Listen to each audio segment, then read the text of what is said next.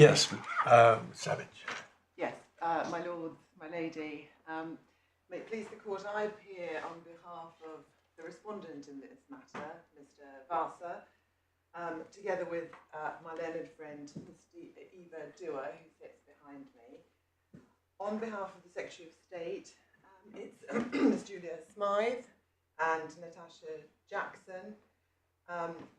For the appellant Hasanaj, it's Mr. Anthony Metzer, KC, together with Sanas Sapildahi.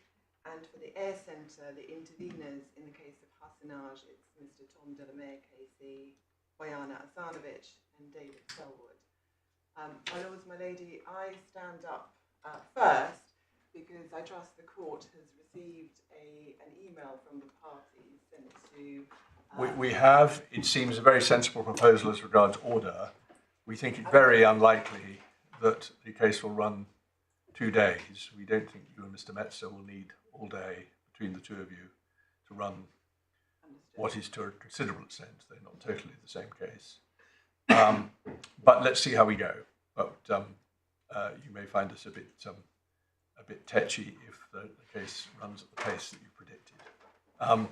But no, that's fine. My lord, that's understood and taken on board, and that concurs with the discussions that the parties have had, particularly as between myself and Mr. Metzer, KC. Can I check, secondly, on the question of the paperwork and yes. bundles? Talking about being tetchy, I'll just get it off my chest now. As it happens, I have been inconvenienced less than some of the other members of the court, one or both, because I really only settled down to this yesterday. But as you should have expected, some members of the court did reading last week on completely different papers, completely different skeletons, and it makes the work of preparation of the court very difficult if parties are putting in not just bundles, which is bad enough, but new statements of their case very much at the last minute. I'm not going to attribute blame because it's probably too complicated, but I think we do want it to be understood that this was not something that should have been allowed to happen. My lord, my lady, can I offer certainly our apologies, and I'm sure that apology is to be shared amongst the other parties for the late skeleton argument. It is understood that. Well, there's nothing more to be said, but I think that did need to be said. Indeed. And it's implicit in what I've said that, confusing myself, I think it's not in fact you, but Mr. Metzer who needs to put in a new skeleton, and as I think you were told yesterday, yes. We were minded to grant permission. It's unopposed because Ms. Smythe has put in her statement, skeleton in response. So we can take it, Mr. Metzer, that you have your permission. Thank you, my lord, and I absolutely endorse everything that's said about apologies on behalf of all parties. I'm sure I speak for everyone. My lords, my lady, I'm very grateful for that.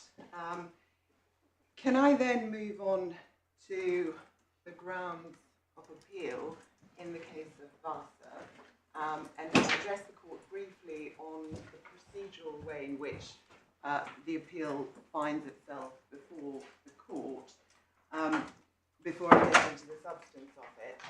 And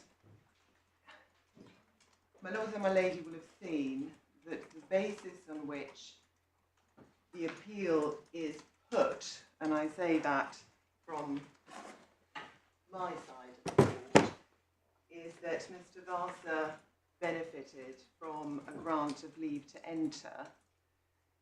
Technically, again, before I get into the substance, that was not the basis on which the respondent's notice was drafted or issued on behalf of Vasa.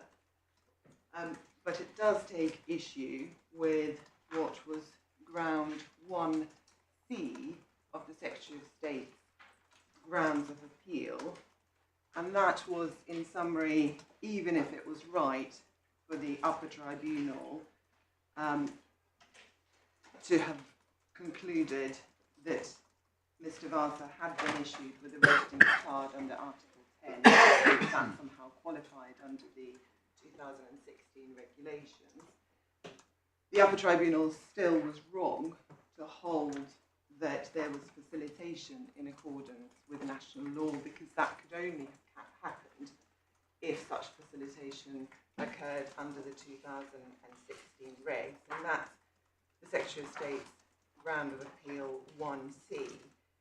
Vasa does take issue with that ground of appeal, and my lords and my lady, it's implicit in the way that the parties have agreed and the court has endorsed to hear this appeal and the presentation of the appeal, that the arguments to Vasa which are available include the argument which is being made as to the grant of lawful leave.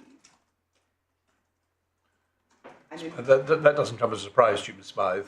Or at any rate, he doesn't now. I mean, I know that both sides' cases have been developing, but that's what we understood. Yes, yes, thank you. Can I be clear? What I've said is there are certain things not pleaded, but the Secretary of State is being pragmatic. If they appear in the skeleton argument and they aren't new facts or evidence, we don't object to the grounds being amended or treated as amended.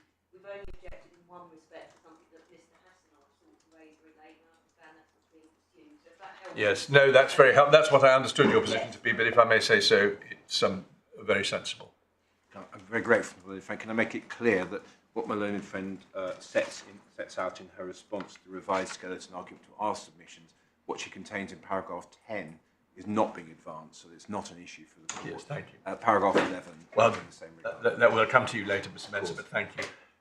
Yes, Ms. Savage. Well, that's fine. You're right to say that the arguments have developed, but we all now, I think, know what they are, and the argument that you're about to run is not objected to. I'm very grateful. Unless there's anything else I can assist with by way of preliminaries, what I intend to do, my lords and my lady, is to take my submissions in three broad parts. One is to deal with the facts, then to look at the law, and then to make my submissions on the law and how they apply to the facts of this case. Before I do that, there are two broad propositions that I posit before the court, and they are, in summary, the way in which Mr. Vasa puts his case. The first is that Mr. Vasa entered the United Kingdom with lawful leave, which was evidenced by the stamp, and issued, this is critical, with lawful authority. Well, hang on, which... It may or may not matter. Yes. You say lawful leave, and then you rephrased it as lawful authority. Which are you saying? Are you saying they mean the same thing? My lord, lawful leave, lawful can be deleted. He entered the UK with leave, evidenced by the stamp. Such leave was issued with lawful authority. The person who granted it had the authority so to do. I'm sorry, my lord. The person who granted it had the authority so to do. Precisely. Yes, precisely, my lord. But you're using the phrase leave in the sense in which it's used in the Immigration Act 1975. Yes. We say that such leave was a mistake, but only in the sense that it could not. This is still part of your first proposition. Yes. Yeah. The leave was a mistake in the sense that it could not have been issued under the 2016 regulations.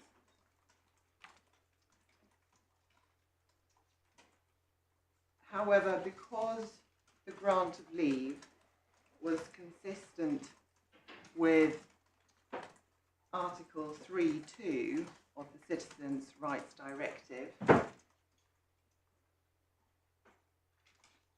because it was issued with lawful authority, it constitutes facilitation under Article 10.2. This is all part of Proposition 1. So this is our Proposition 1. Hang on, okay. And when you say it constitutes facilitation, facilitation of what? facilitation of entry and residence. Both. Both. Yes. Specifically under Article 10.2, facilitation of residence, which is the word used in Article 10.2. So that's broadly our ground one, the proposition one. The second proposition is that even if Mr. Vasa is wrong as to proposition one, and the grant of entry was without lawful authority, then facilitation, which is an EU law concept, must be interpreted as embracing the facts of this case in order to ensure compliance with general principles of EU law, and in particular, legal certainty and proportionality.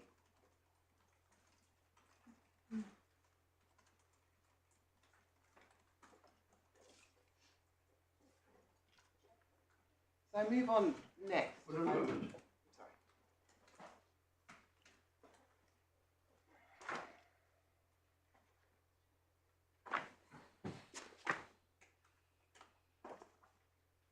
Yes, thanks, sorry.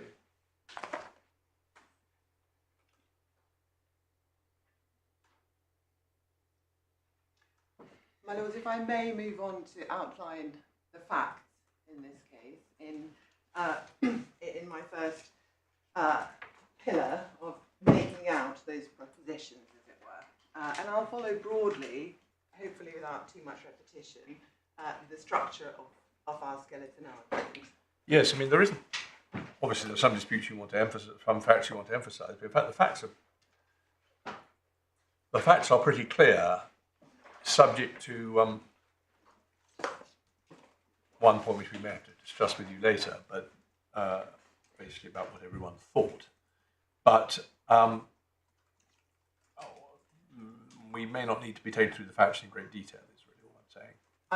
Understood. And I'll be guided as to whether further assistance, whether the court would find it helpful to have further assistance on the facts. But if that is the indication of the facts for which I'm grateful, then perhaps I only need to outline the highlights from... Yes, outline the facts which you particularly want to rely on, and then on the basis that we have read the papers. Off you go. Yeah. So the facts which we say are particularly important to those are set out in paragraph 13 of the skeleton argument, and those are... Hang on 1 second.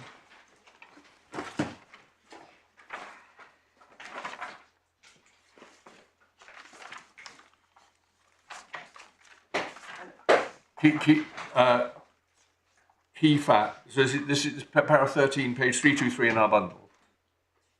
Yes, my Lord. Paragraph 13, it's important to note. Yes.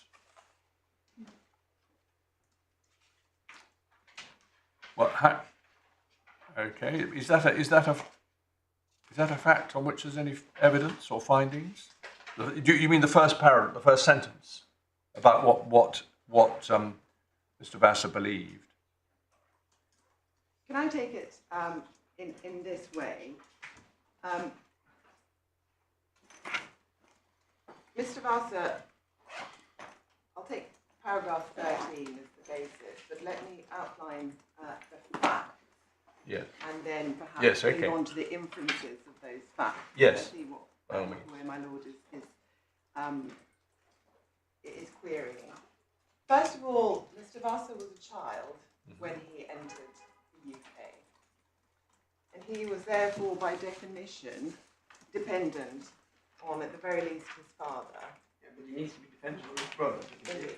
Yeah. The father was dependent on the brother, or the father's child, Mr. Vasa's brother, who was the sponsor and the EEA citizen. And such dependency was assumed. But how do we know any of that, actually? Just make it clear how we know that the father was dependent, and whether there's any finding by the First Tier Tribunals to that effect. So if I can take those in reverse order, there wasn't a specific finding by the First Tier Tribunal or the Upper Tribunal on the father's dependence. Well, why is the father relevant anyway? Well, the father is relevant because it forms his dependency on the sponsor, forms part of the factual context. Father's dependency on the sponsor. Yes. Which was assumed. Well, assumed by whom? It was assumed by the Secretary of State in granting the father his. You don't know that, do you? My Lord, we do, in the sense that the immigration rules at the time clearly assumed dependency of a dependent, what was called close relative, or a dependent parent. And this is where the assertion in our skeleton argument that the father was clearly a dependent of the EEA national is picked up by the Secretary of State, and Ms. Smythe is quite correct to clarify or to put right the inaccuracy in our skeleton at paragraph 1, which asserted that the father was granted an EEA family permit as an extended family member of the sponsor. He wasn't. He was granted an EUS. Sorry, let's just. So I'm just making a note here. Para 1 of your skeleton, which is the bit you're saying is wrong? So some halfway down the paragraph, it's important to note at the outset that LV's father had the benefit of the family permit, so far so good, with which he entered the UK, and then the words, as an extended family member of an EEA national. That's not quite right. He was a direct family member of the EEA national. So he didn't need an EEA family permit at all? He didn't need it, but nonetheless, what he did was he applied for an EUSS family permit, which he was duly granted. Yes, which is a different beast. It is a different beast, and it's a beast which requires dependency, such dependency being assumed under the relevant immigration rules at the time. Yes, my Lord and I were in Rexhage, which I'm afraid you still haven't got a judgment in, but means we're fairly familiar with it. Yeah. Well, my Lords are no doubt much more familiar with it than I am. But what I say about it is that... Firstly, I'm really sorry about this, but how do we know, firstly, that he had the family permit on the date which you haven't told us yet, that they came to Paragon Lord? And how do we know that that was shown to the officer of the Paragon Lord? My Lord, perhaps it's useful to take the court through the chronology and the evidence that was before the First Tier Tribunal and the Upper Tribunal. I didn't ask whether the court has received the agreed chronology on behalf Is that what came in this morning? It came late this morning, just before we came into court. I've received it but haven't looked at it.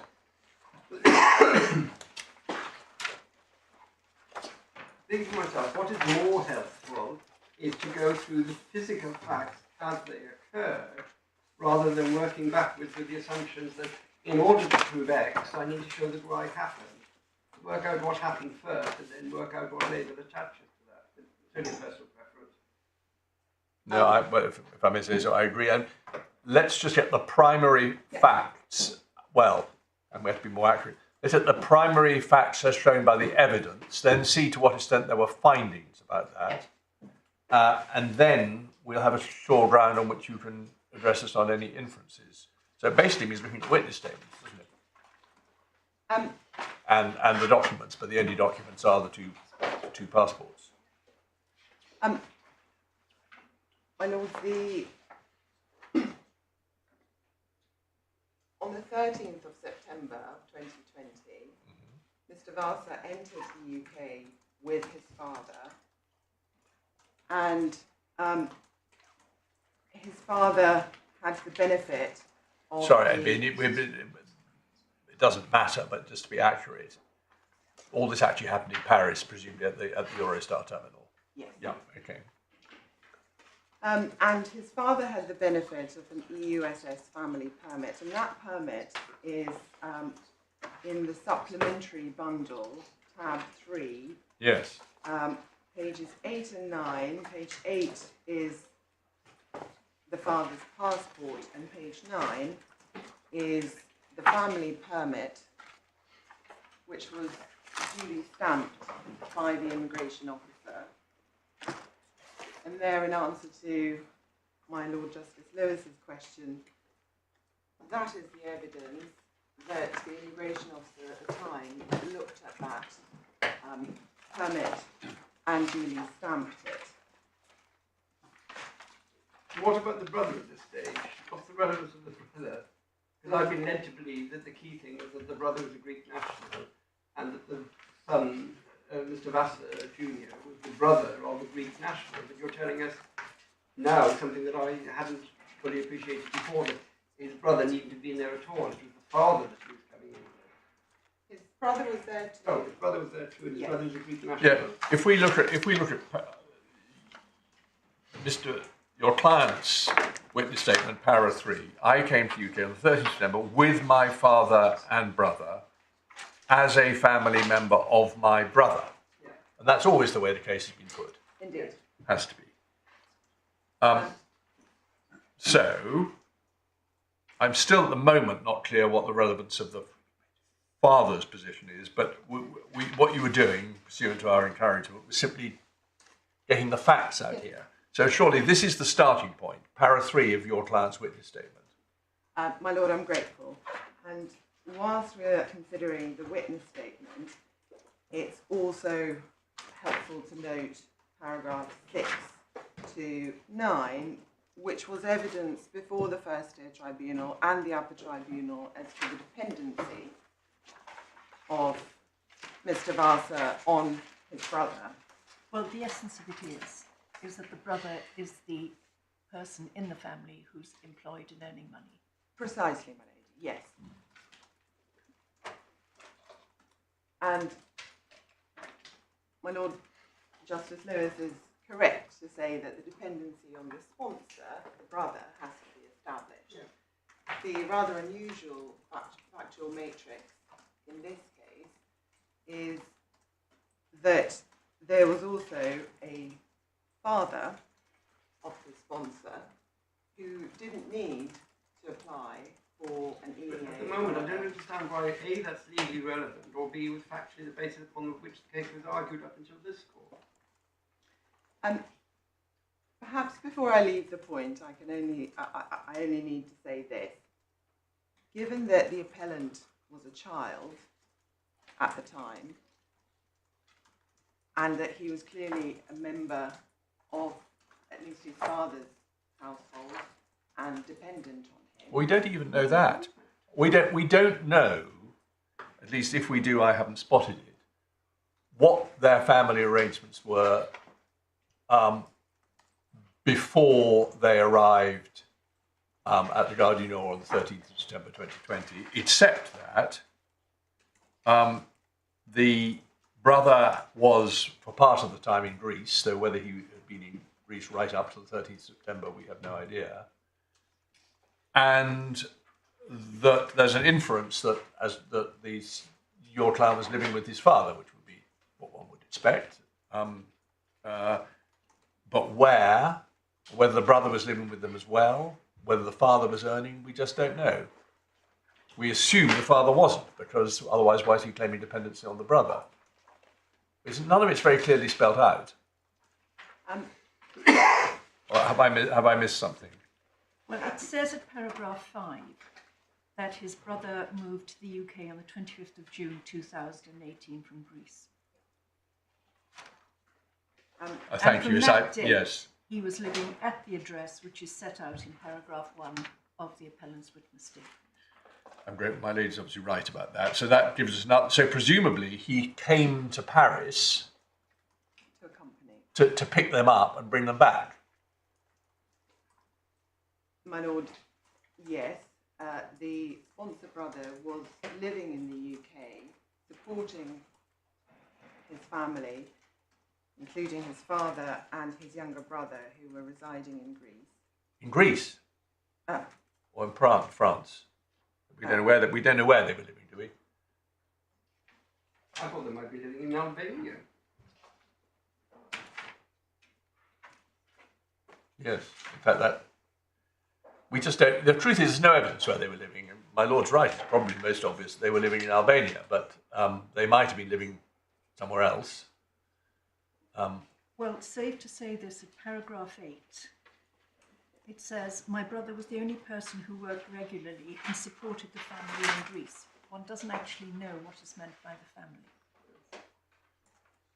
But in any event, although you focused on the father's permit, the one thing that doesn't appear from this evidence is that it was the father who was seeking to come to the United Kingdom accompanied by a dependent son. And it was that was the basis upon which they presented themselves as a family unit. The 3 witness statements we've got all say the exact opposite.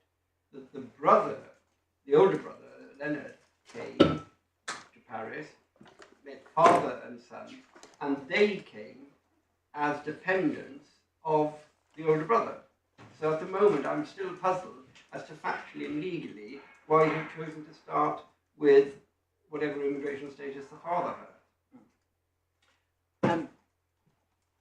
My lord, I take the point. What I say about it is that the minor status of Mr. Vasa underscores the dependency in this case. But Not that he was a child meant somebody had to look after him, either his father or his brother.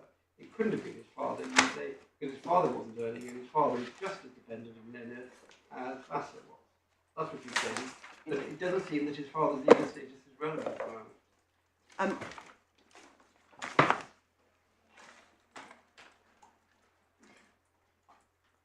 Anyway, you're helpfully taking us through the facts on which you rely. I'm afraid we've not been able to resist questioning why the facts about the father are relevant, but we've explored that.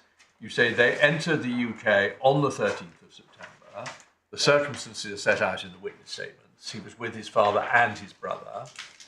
You've drawn our attention to the stamp in the father's passport, which means that the passport was examined. yes, But we also see that he actually had an EUSS family permit, yes.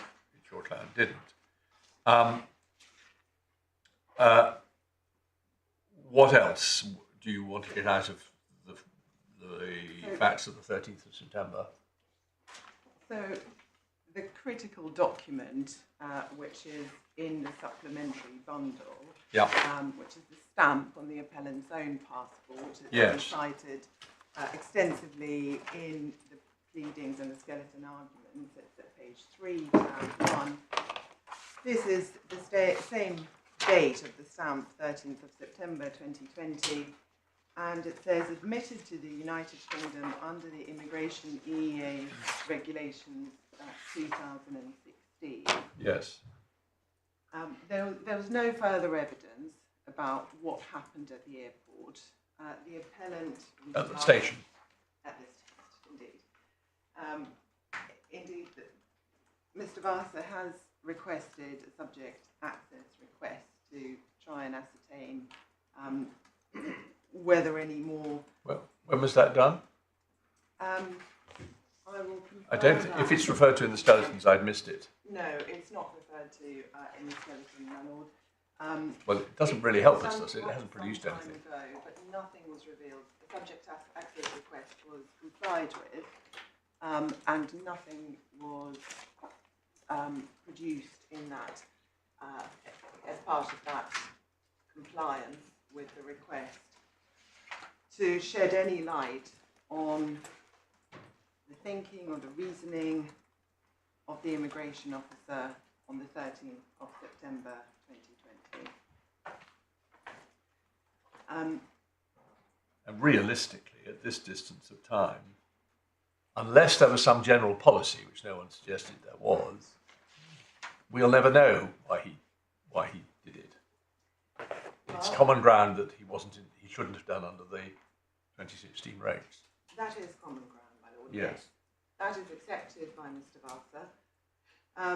However, the appellant's case to the court is essentially posits a question of what are the consequences of this stamp, and the fact that the appellant at the time, and this is where an inference is drawn, the appellant reasonably believed that he was granted lawful entry to the UK, given the fact of his... Okay, we're leaving the primary facts. Yeah. So we're on to the inferences. And the the first inference, it is to be inferred that the appellant believed and reasonably believed that what? That he was lawfully granted entry to the UK on the 13th of September. Okay. And that he was lawfully granted such entry based on his dependency on his sponsor brother, an EEA citizen. Why is the second point to be inferred? Well, because the immigration officer wouldn't know anything about his relationship with his brother, would he? In my respectful submission, my lord, the immigration officer would have known of such a relationship, given, firstly, that the brother was with Mr. Vasa and his father, and therefore the family composition would have been quite understandably... But he may have thought that Mr. Vasa Jr. was a member of Leonard's household, and being a member of the household is one of the things that allows you to come in. And if you see three people together, surname Vasa, they say they're two brothers and a father, that's what you might think. I mean, do we know anything that he did something different, that it was dependency rather than membership of the same household? Or we just don't know, do we? My lord, it's fair to say that we don't know, and it wouldn't be right for me to say that it was one or the other, whether it was a member of the same household or dependent. So is it, from your point of view, your submissions, are you content with it being one or the other? I mean, you put it on basis very much on dependency. Was that just because you happen to, or because that's important to you?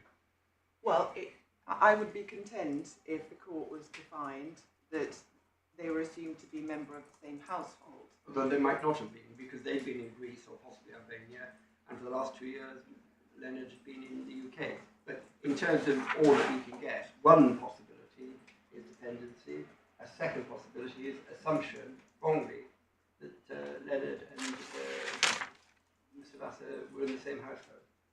Yes.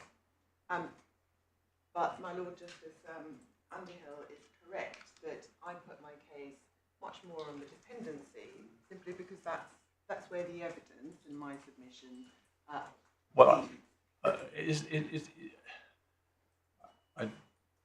I don't know enough about the legal analysis you're going to come to see whether it matters, but the evidence simply about what the immigration officer must have thought, if he didn't just have a rush of blood to the head, is that it's more likely to be what my lord thought, isn't it, than dependency. On the whole, if you see a father and two sons, you're not likely to think that the one of the younger brother is dependent on the other brother, given that he is a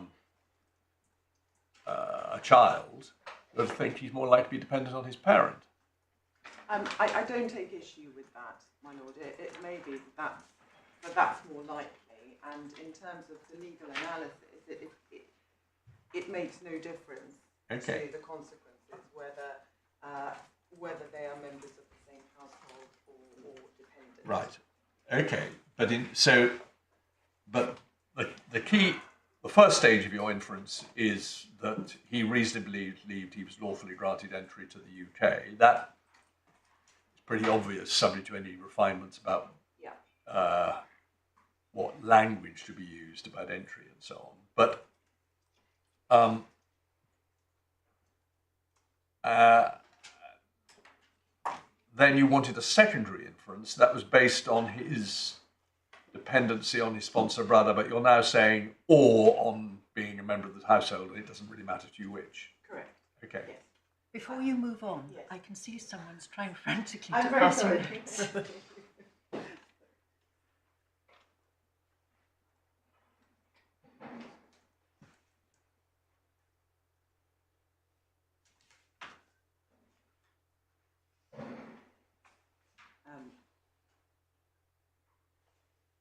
Yes, I'm grateful.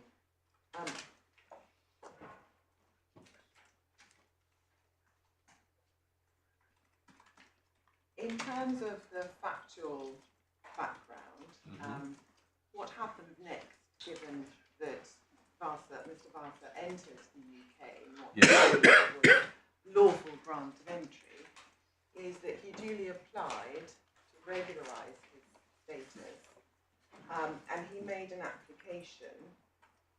Sorry, and I don't want to be difficult, but we had to be accurate here. Is regularise his statement? His presence was perfectly regular.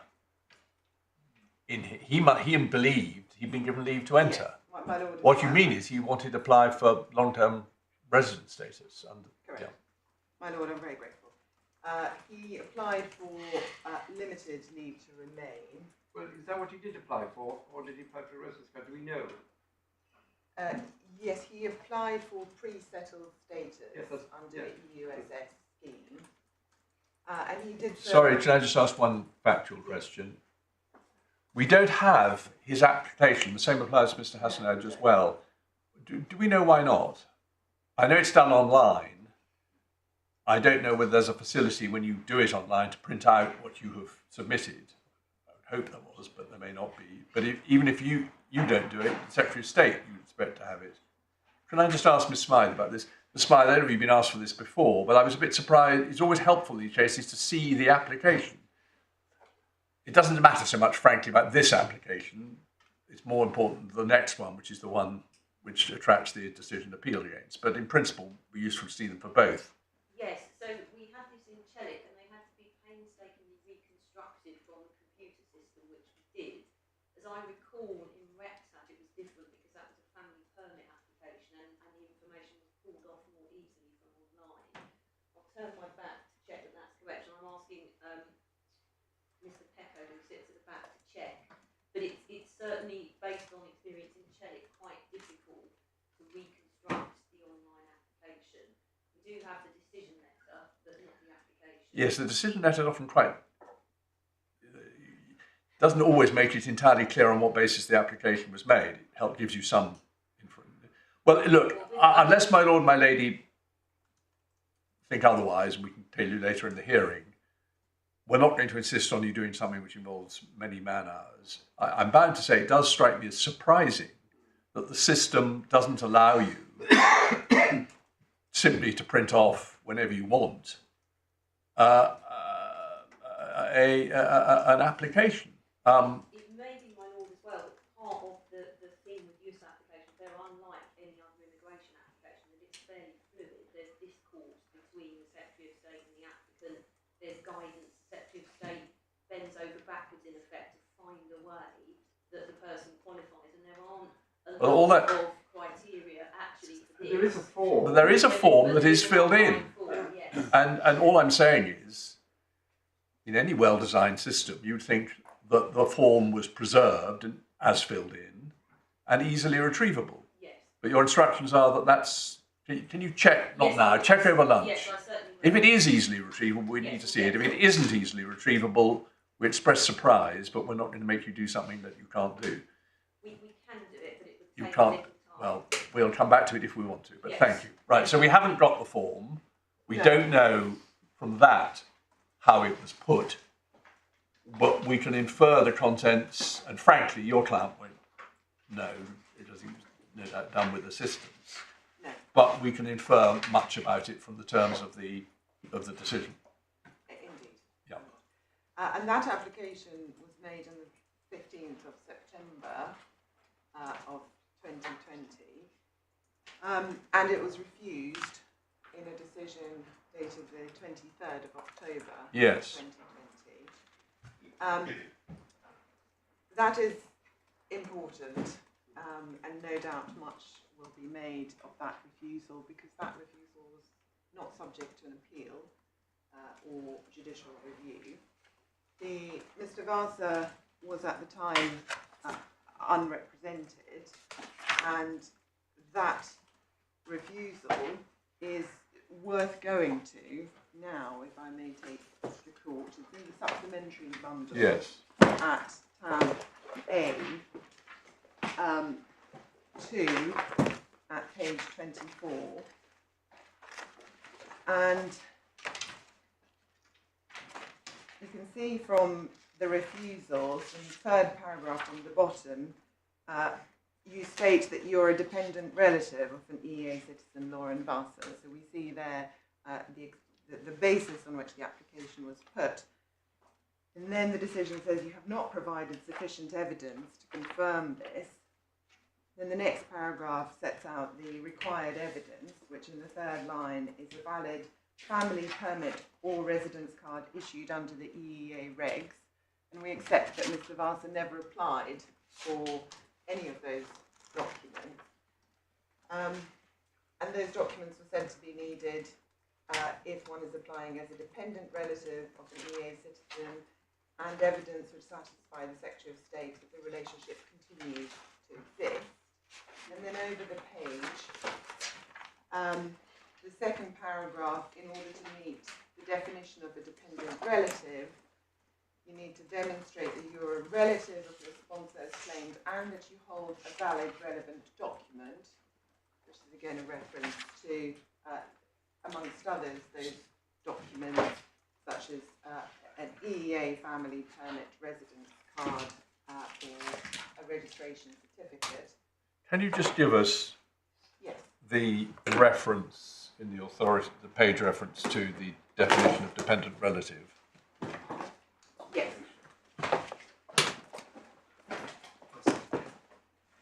Regulation 7.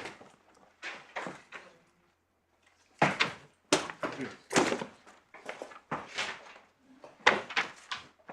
on page, tab 10, page I've got it. 47. Yes, I'm very grateful. Yes, thank you. To my learned friend and court. So it's just useful to pin down Yes.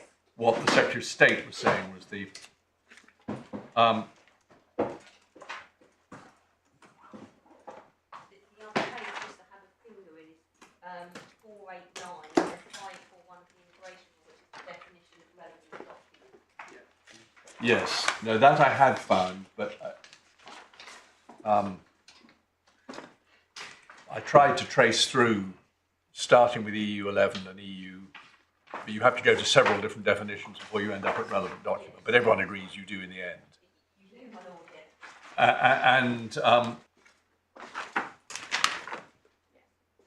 But just so we can be clear about this, it's on page 467. Yes. It's B, is it? Yes.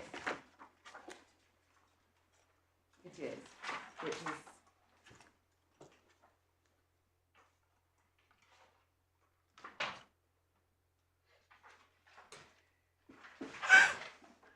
It's a nightmare to So far then, what we know is that in terms of hard fact, what we know on the 13th of 9, 2020, is that the stamp was entered into the passport saying it fitted under the 2016 immigration regulations. Yes. The next thing we know is that 2 days later, an application was made under the EU system for regulating rights of residents. Yes. Nothing here about leave under the rules or leave outside the rules or an application for indefinite leave or limited leave to remain. The only two documents or three documents are one, the stamp, the implicit reference to applying under the scheme and being entitled to qualify under EU law, and then the refusal. That's what we know. Yes. My lord, that's quite right. There is no application that's made outside of the immigration rules. Or under the rules. Or indeed under the immigration rules. I'm sorry to stand up. This was an application under the rules, but it's an application under Appendix EU. Yes, rules other than yes. the EU rules, sorry, yes. Yes. Under any other rule or outside the rules. Yes, exactly. You're quite right. There was no other application under any other provision of the immigration rules. And at the time this was made, he was age 16. He was age 16, yes. If we can go back to the refusal letter, and I should say that this is not the refusal letter which then gives rise to the appeal. No, we understand that. But So can we just, one other question. Do we know, I appreciate it's not legally relevant, it just helps get the picture, whether at the time that he made that application, really within a couple of days of arriving, he had the assistance of an immigration advisor? So he did not have the assistance of an immigration advisor, no. Right. The immigration advisors come on board for the first time in February 2021. With the second application? With the second application, yes. So he makes the application, presumably with the assistance of his family, in September 2020. That leads to this refusal. And in this refusal, he says he doesn't have a relevant document. And he's told in paragraph 3 that until you hold such a document, you cannot be granted leave under the EU settlement scheme as the dependent relative of a relevant EEA citizen. And then he's directed that if you wish to submit an application, more information can be found at, and he is given a link to guidance and an application form for a UK residence card, and this would have been a residence card under Regulation 18 of the 2016 regs. And it's correct to say that this direction was never taken up by Mr. Vasa. He's then told under next steps. So can you just, I suspect everyone else in court knows the answer to this except me. If he had applied for a UK residence card, Yes. and had produced evidence of dependency, Yes. of being a relative and of dependency, would he be entitled to one as of right? And would it have made any difference that he had come to the country on the wrong basis? So the answer to that question is twofold. He would not have been entitled to a residence card as of right, because he would have needed to show his dependency, evidence of dependency, and have had the discretion of the Secretary of State. It's the discretion that's the point, yes. In his favour, Yes, I see. under regulation. Because he's an EFM, not a... yes, I see. And the second answer is, would it have made a difference that he entered without an EEA family permit? No, it wouldn't have done. No. He was at liberty to make this application. Yes, I see. And had that application been made and the discretion exercised in his favour, it's fair to say that I wouldn't be here No, quite. today. And I don't, this is fair to ask you, I think it is. I understand, because I've read the cases, that in the case of an extended family member, there is a discretion. But the way the 2016 regulations were set up, in practice, he would have been entitled to, assuming he showed evidence of dependency, the discretion could not realistically have been exercised to refuse it. Well, my lord, one of the issues that I will come on to draw the court's attention to later, but I say it at this point, is that under Regulation 8, when one considers whether or not an extended family member should be treated as a family member, the Secretary of State is obliged to consider the best interests of the child and to look at what would be the best interests of the child, how they could best be met. and that comes within the examination of personal circumstances that the Secretary of State is obliged to undertake. But are you Given saying? those factors, sorry. No, you go ahead. Given that in particular, I say that my Lord is right to say that on the facts of this case, it's inevitable that the discretion would have been exercised in Mr. Vasa's Thank you. That seems realistic. So, although I was wrong to use the phrase "as of right," in practice, right, and wouldn't you? And you said helpfully, it wouldn't have made any difference that he'd entered irregularly. Should we use that phrase?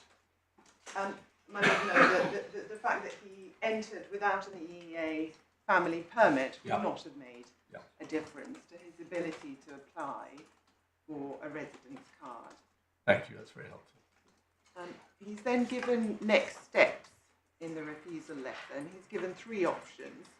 The first one is in the first paragraph under the heading Next Steps. If you have any additional information, you can make another application, and in the event, Mr. Vasa goes on to take up that option. The second option... Did he have any other additional information? I thought the second application was a repeat of the first one, which isn't additional information. My Lord is correct. There wasn't an additional information, but he did take up the offer of making a further application. He's told in the paragraph that begins with alternatively, of an option 2, alternatively you can apply for administrative review. He doesn't take up that option.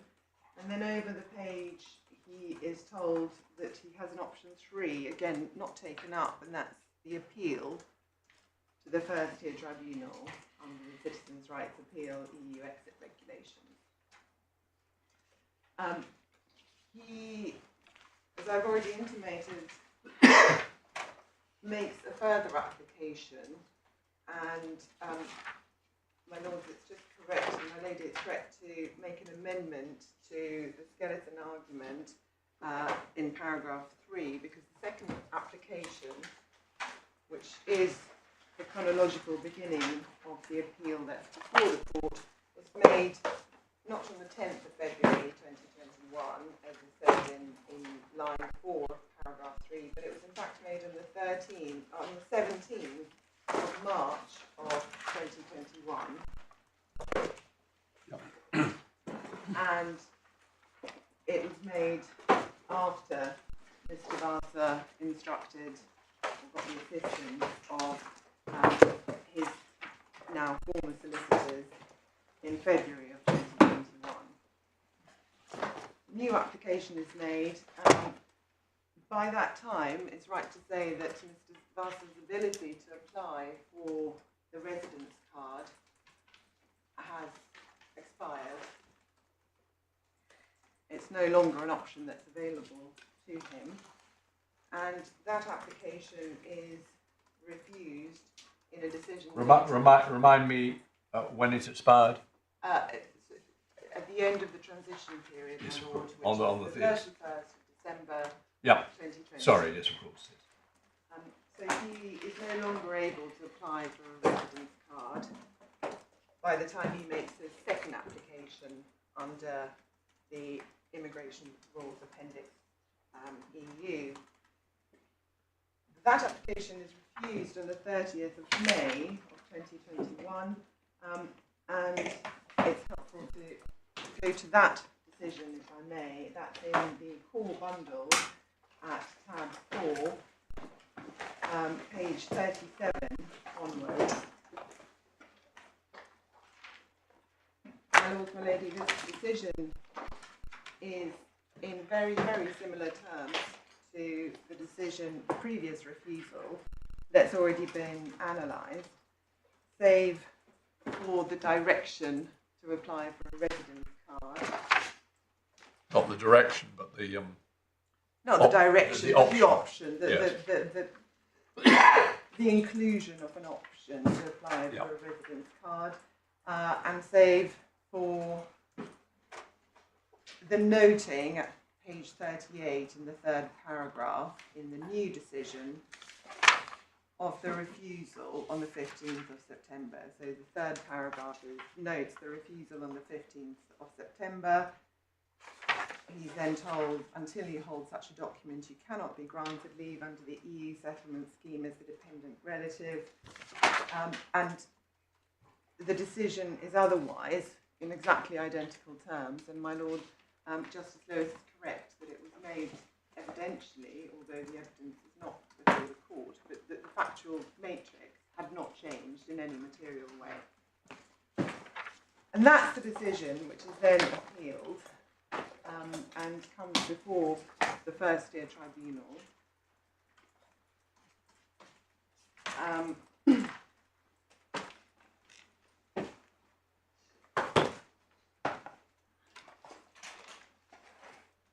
And it comes before the First Tier. So just a small point that I noticed.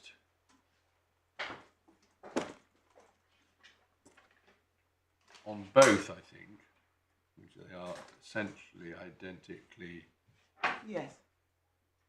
worded.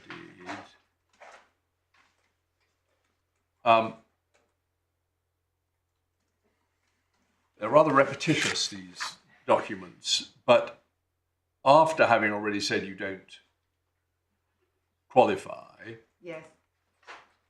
so if we look at page 38, Yes. Therefore you do not meet the requirements for settled status. So what the decision? Sorry, my Lord.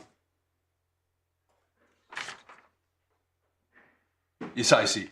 I haven't read it sufficiently carefully. The answer is, and it's perhaps unfair to say it's repetitious, on page 37, just below the hole punch, they are considering eligibility for settled status, Yes, EU 11, and then below the whole, roughly in the middle of the second page, they turn to pre-settled status, but the problem is the same in both cases. We can't, you said that the application was only for pre-settled status, but they just have a template that covers both, whatever the application is for. Is that right? Well, Or have I misunderstood? You definitely told us he duly applied for LLR, i.e. pre-settled status. Yes. How do we know that? Why didn't we know he didn't apply for both? He didn't apply for both because of the status that his brother, the sponsor, had, which was itself Yes, I see. limited. I see. Couldn't have applied. Couldn't have applied. For settled status. Can I help you just apply to the scheme? So an applicant doesn't make either an application for limited leave or indefinite leave. They just apply to the scheme and the Secretary of State gives them what's most advantageous to them. Oh, that's very well. That's an example of the sort of thing that would be clearer if we saw the application form. Yes. But I understand. Okay. And you start with settled status, so that means they can stay here forever. Yes. And if it's not settled status, pre-settled status, it's 5 years residence, and then as I understand it, after the 5 years, you'll qualify for settled status, like the old EEA rules. Yes. 5 years residence, and then you get permanent residence. You apply again for settled status. Yeah. There've been some recent changes in that respect. That's but essentially, it's a stage essentially- thing. You do the 5 years, and then once you've done the 5 years, that's called pre-settled. Once you've done the 5 years, it's settled status. Exactly. Yeah. So again, Mr. I don't in any way criticism, just so that I can be accurate in my head. When you said he duly applied for pre-settled status, formally he applied under the scheme. In practice, he could only have got pre-settled status because of his brother's status. Yeah. Yes, my Lord is right. No, it doesn't matter at all. I just want to get it clear in my head. And my learned friend has helpfully set out why the refusal letter considers Yeah, both in thank that you. order. Thank you. But my Lord is also right to say that the problem is still the same. It's the absence of a relevant Exactly. document under Yeah, both thank you. pre-settled and settled. So once that appeal is, once that decision is made, Mr. Vasa appeals, and that leads to a decision of the First Tier Tribunal Judge Moffat, which is in the core bundle, tab 9, page 72 onwards.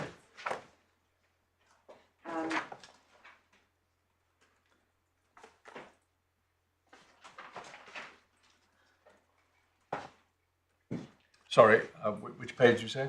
So this is 72. 72, yep, I've got it. Is the decision of the Yes. First Tier Tribunal. And there's a couple of points I wish to highlight, if I may.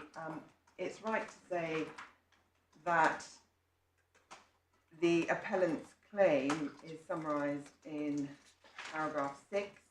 The appellant contends that the respondent's decision is not in accordance with the residence scheme because he has provided sufficient evidence of his entitlement to be granted pre-settled status, as he was admitted to the UK as a dependent family member of his sponsor, and his passport was stamped with such an acknowledgement when he arrived in the UK on the 13th of September. The respondent's position is set out in paragraph 9.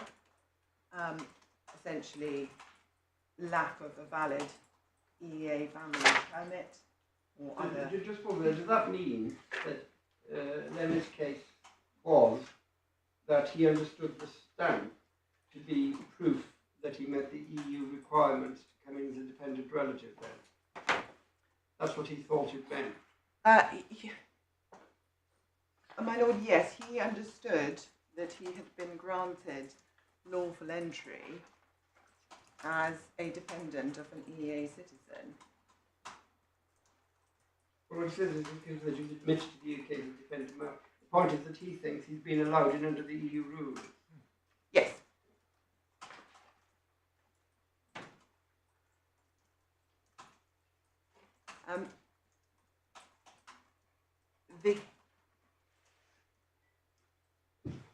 The hearing is set out at paragraph 16, and Secretary of State points out quite correctly that no oral evidence was called at the hearing. What we do know, however, is that the evidence that the court has already examined by way of witness statements was before the First Tier Tribunal, and that wasn't challenged. And that was evidence of dependency which extended beyond the witness statements themselves. It included supporting evidence of, by way of bank statements, proof of living together in the UK, etc. None of that was challenged. So at the risk of being pedantic, that documentary evidence all went to the issue of dependency. It all went to the issue of dependency, and it was before the First Tier Tribunal. That is beyond dispute. The question before the First Tier Tribunal, as can be seen from the note of the hearing, was whether, this is from paragraph 16, whether the stamp in the appellant's passport amounts to sufficient evidence of family membership. Paragraph 21. Paragraph 18. Yes. Sorry, so I've got different from what you've just said. Paragraph 18 sounds as if what Mr. Allen or Mr. Vasa was contending was. I think wasn't Mr. Allen. Was For Allen was the representative the Home officer. Office. It's for the Home Office, He's yes. saying that that's what the issue was, okay. Yes. So Mr. Allen for the Home Office submitted the matter was about relevant document, and that was complied with. And then we see at paragraph 21, Mr. Sarker, who represented Mr. Vasa, he submitted that the appellant should succeed under Article 10 of the withdrawal agreement, but the point does not appear to have been developed. So This where's is paragraph 21, Yes. still dealing with a note of the hearing. Yes. Yep. The finding and the reasons are paragraphs 22 onwards, and if I can take this fairly briefly, paragraph 24, it states that this is a case where the appellant initially made an application for leave as an extended family member under the 2016 regulations, and that was refused because it was said that the appellant provided insufficient evidence. It's not quite correct, my lords, having seen the chronology. 25 as an alternative, the appellant made an application under Appendix EU. So the First Tier Tribunal judge was proceeding on the basis that an EEA family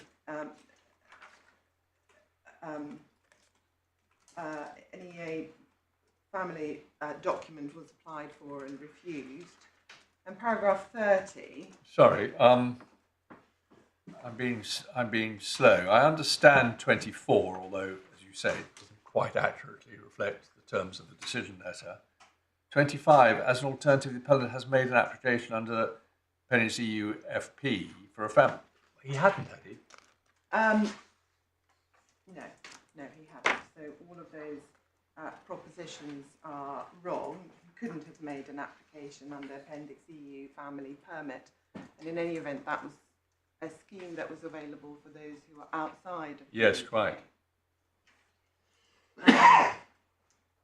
Then the relevant document is set out in paragraph 27. Paragraph 28, the document upon which the appellant seeks to rely is a stamp, Yep. which we've already looked at. And then we have the residence permit. And my lords and my lady, I don't intend to take the court to the residence permit point in any great detail. We have produced the residence permit that was issued by the Greek authorities in the most recent supplementary bundle, just in case the court wanted to have sight of that residence document. But Yes, I did see it. And did I bring it with me? I thought we had it loose, actually.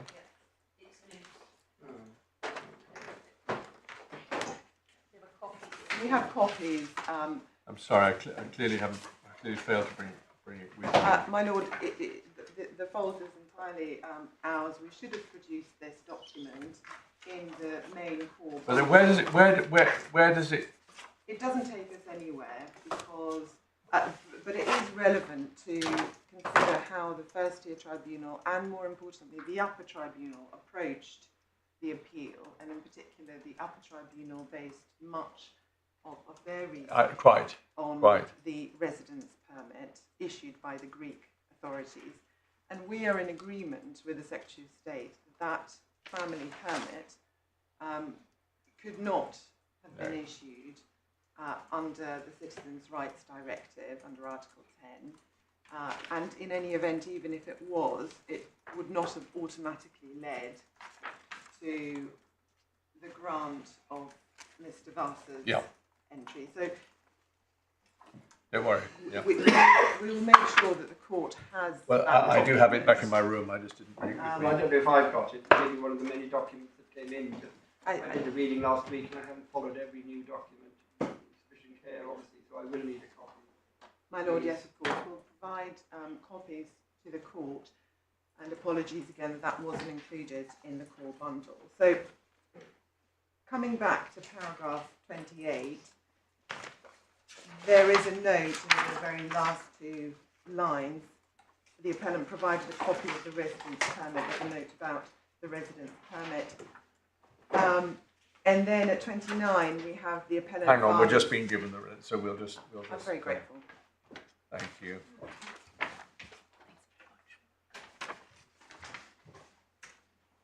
Thank you.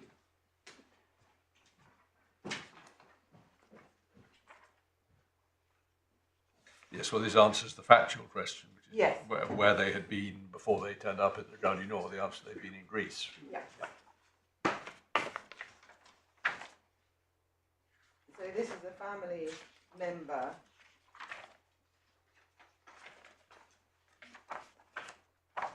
Though it's an oddity about. So, the document I've got has got a photograph of Lenin, not Mark, the father. Yes, it's not the father. It is the respondent in this appeal, Leo Vasa. It's a slight oddity, though it doesn't. I'm not sure where it gets us anywhere. So this is Whose family member was he? Because he can't have been, on the facts we know, at these dates, a family member of his elder brother. His elder brother had already moved to the UK. And if it helps, that's the point we made in our application for permission to appeal, and I suspect why these grounds have been conceded, because the Upper Tribunal simply went wrong. That is a domestic residence document. Insofar it's a family member of anyone, it's certainly not a Greek brother, because he wasn't there.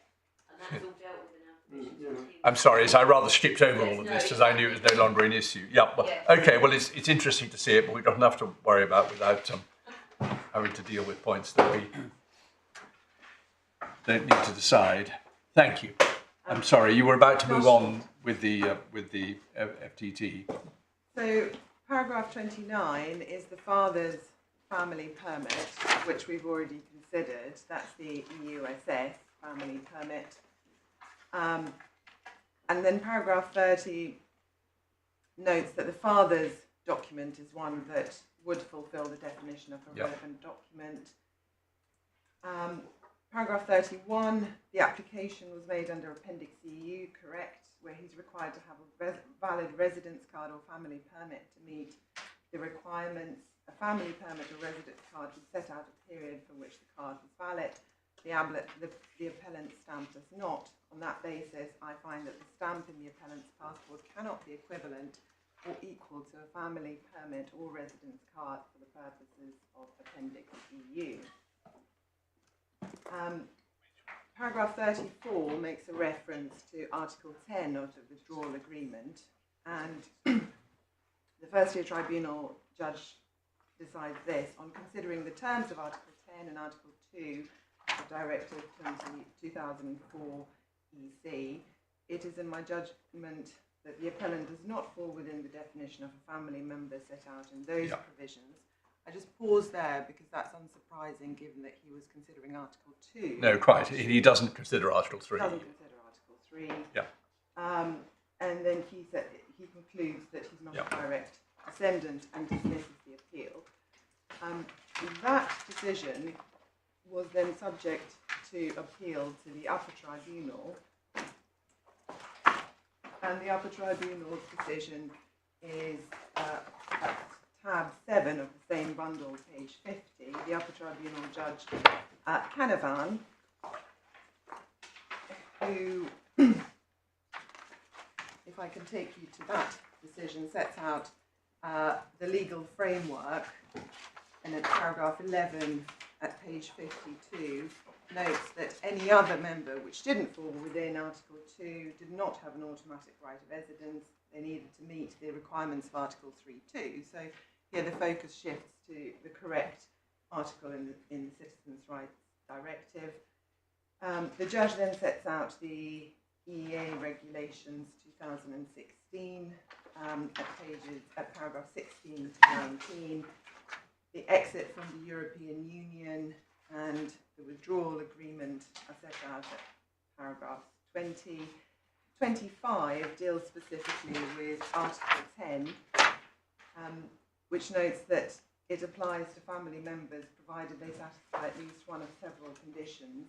In the case of family members, they needed to have resided in the host state in accordance with union law before the end of the transition period and continued to reside there. In the case of other family members, they needed to have been facilitated entry by the host state in accordance with its national legislation or to have applied for facilitation of entry before the end of the transition period and continued to reside there. The decision and the reasons are set out in paragraph 31 onwards. The evidence is set out, and I'm not going to repeat all of that.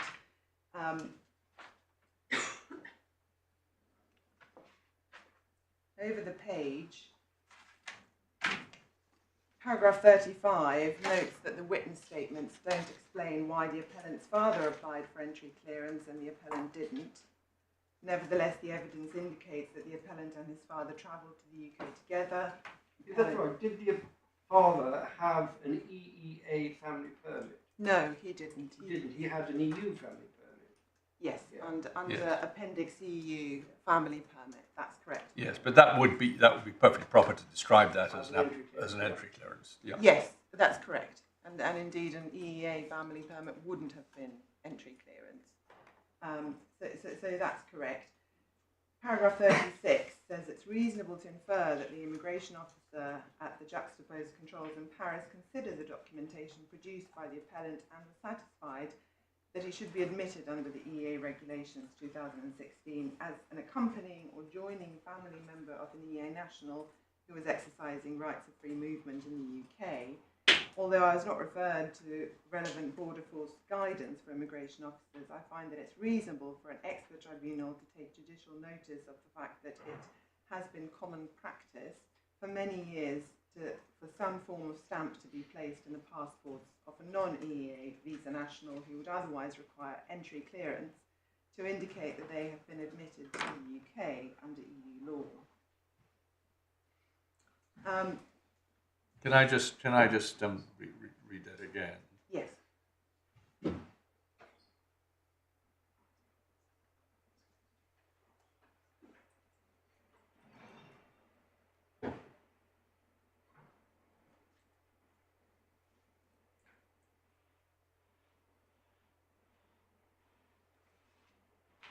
Yes.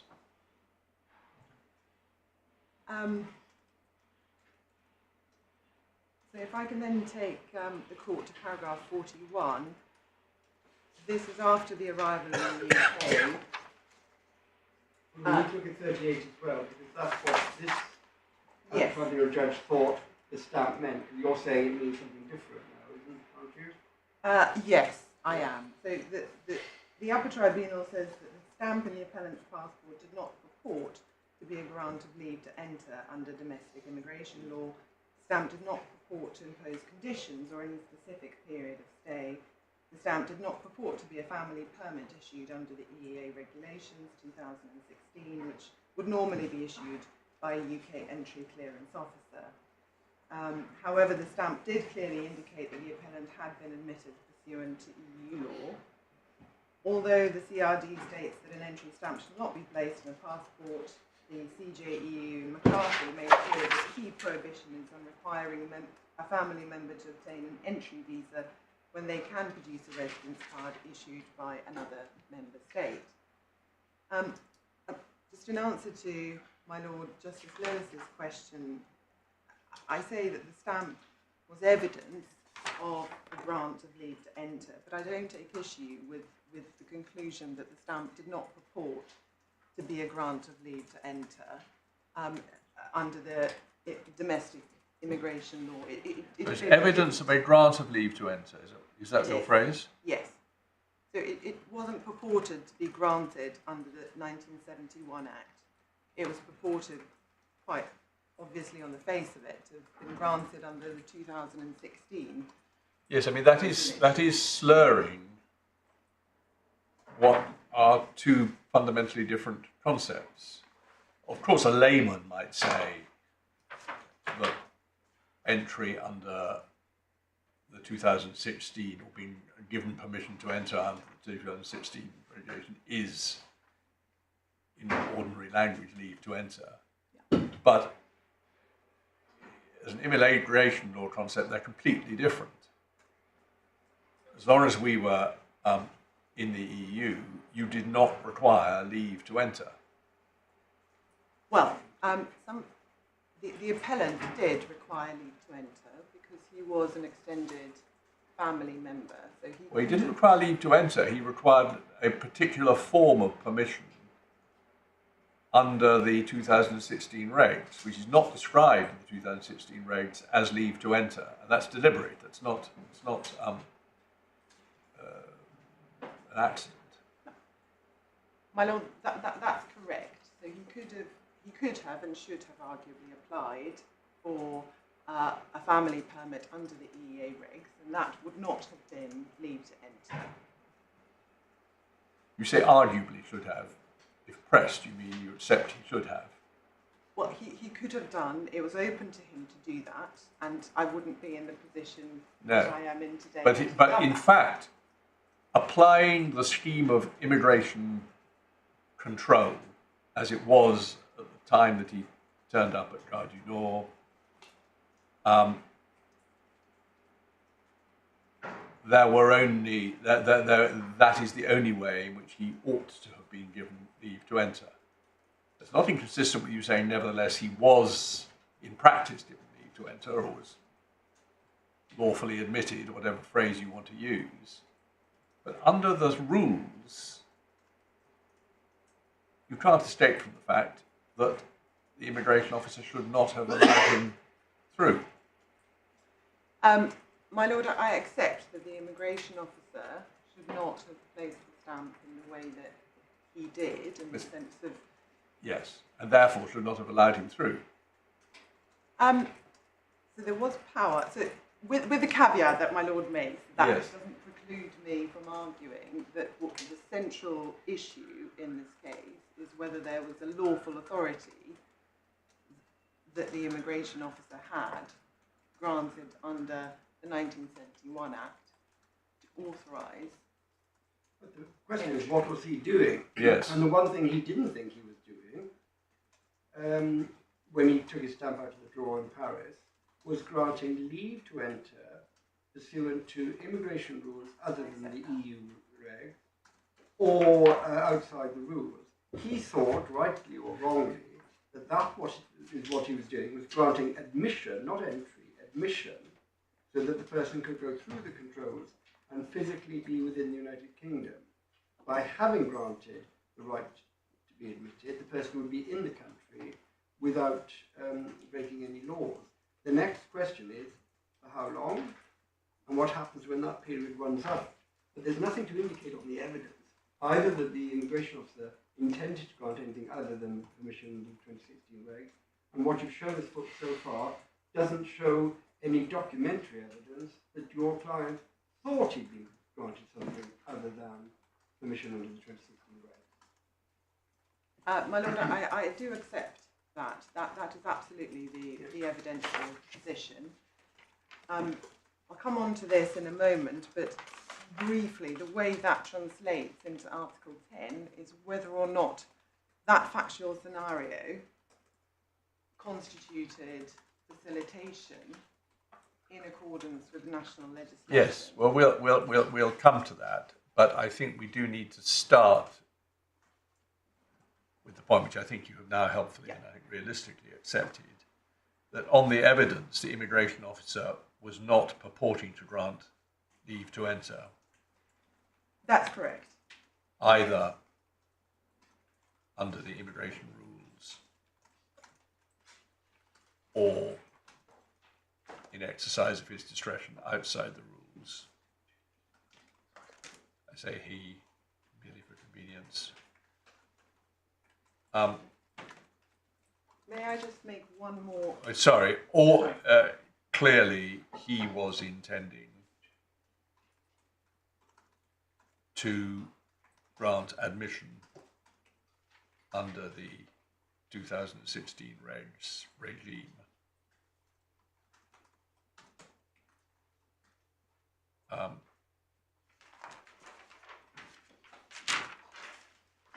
Now that's all without prejudice, the arguments you're going to go on to make, but I think that's an important starting point.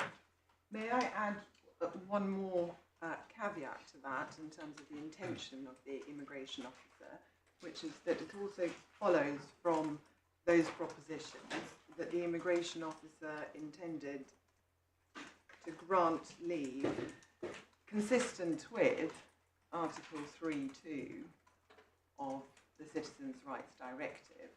You wouldn't be granting leave under 3.2. You wouldn't be granting You'd be leave. granting something under national Correct. law which is intended to implement 3.2. Indeed. You don't have any EU law rights I if you're an extended family member. So he was purporting to grant something under one stage, possibly the first stage, admission, not initial residence, not residence. So that's what he was purporting to do, was to grant that which he could grant under national law.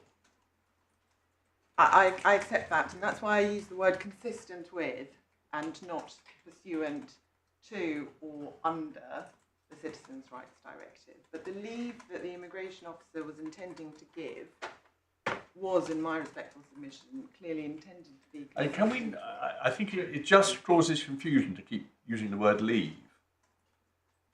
I've already accepted that in ordinary parlance you could call it leave, though actually leave is a rather old-fashioned term as well. But in accurate parlance, what was granted was admission. That's the word used in the stamp, and it's different from leave to enter. My Lord, I use the word admission. Yeah, thank you. So just to go back to the Upper Tribunal's decision,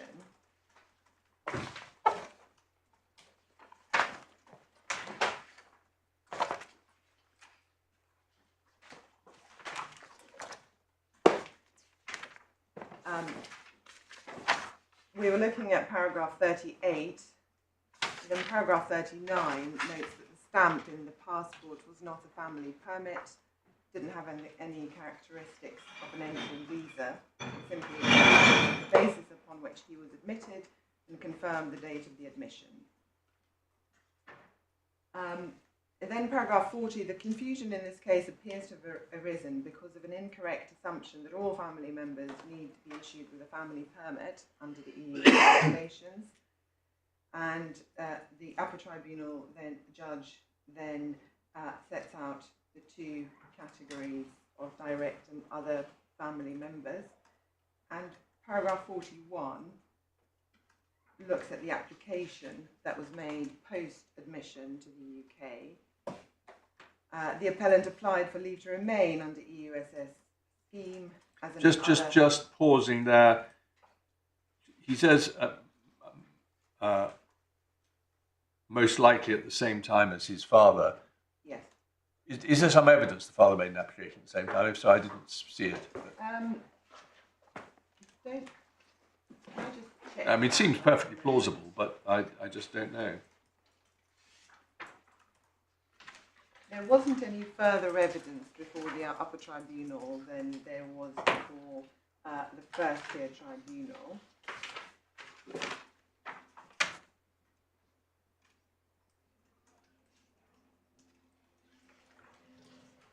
On the agreed chronology, both the appellant and his father submitted their EUSS application at the same time. No, well, I've got no problem with it. I just hadn't. I'm presuming the father's application, since he did have a family permit, was successful. It was granted, yes.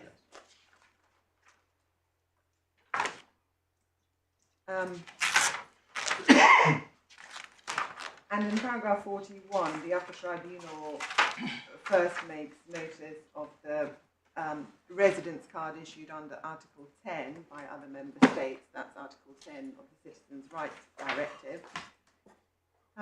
Paragraph 42, the issue was not canvassed at the hearing, but it's arguable that having been issued with a residence card in Greece, the appellant might have been admitted as a family member, but even if he was technically admitted as another family member, it is difficult to see how his admission under the EEA regulations 2016 could have been anything other than facilitation of entry under EU law.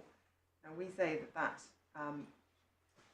that paragraph is wrong, save for the very last we needn't part worry of that about sentence. Paragraph 43, and this we say is correct, although the Upper Tribunal doesn't provide any further reasons. Says this: although the appellant could not meet the requirement to show he had a relevant document as defined in Annex 1, he could rely on Article 10 of the withdrawal agreement. The purpose of the withdrawal agreement is clear. It's intended to protect the rights of Union citizens and their respective family members where they had exercised free movement rights before the agreed date. The appellant was admitted to the UK and was remaining in the UK on a lawful basis at the date when he made his first application under the EUSS. Even though he made a second application during the grace period, it doesn't change the fact that his entry was facilitated by admission under EU law before the 31st of December 2020. The circumstances therefore engage the operation of the withdrawal agreement. But that's the first question, whether that's right. It's all very well to focus on entry. Yeah. And it may be that he had an initial 3 months right of residence. So when he made the first application, he did have a right to reside. But it's got to be facilitated thereafter. And it wasn't, the residence has got to be facilitated thereafter. And residence wasn't facilitated thereafter because they refused him residence. So is that right or wrong, paragraph 43? Well, my lord, we say that this is right, notwithstanding the first refusal. And I'll come on to address the court, particularly on what is said in Chelik in relation to facilitation of residence being lawful post a negative decision. In very brief summary, the appellant's case on this is that if we are right and his admission to the UK was granted with lawful authority,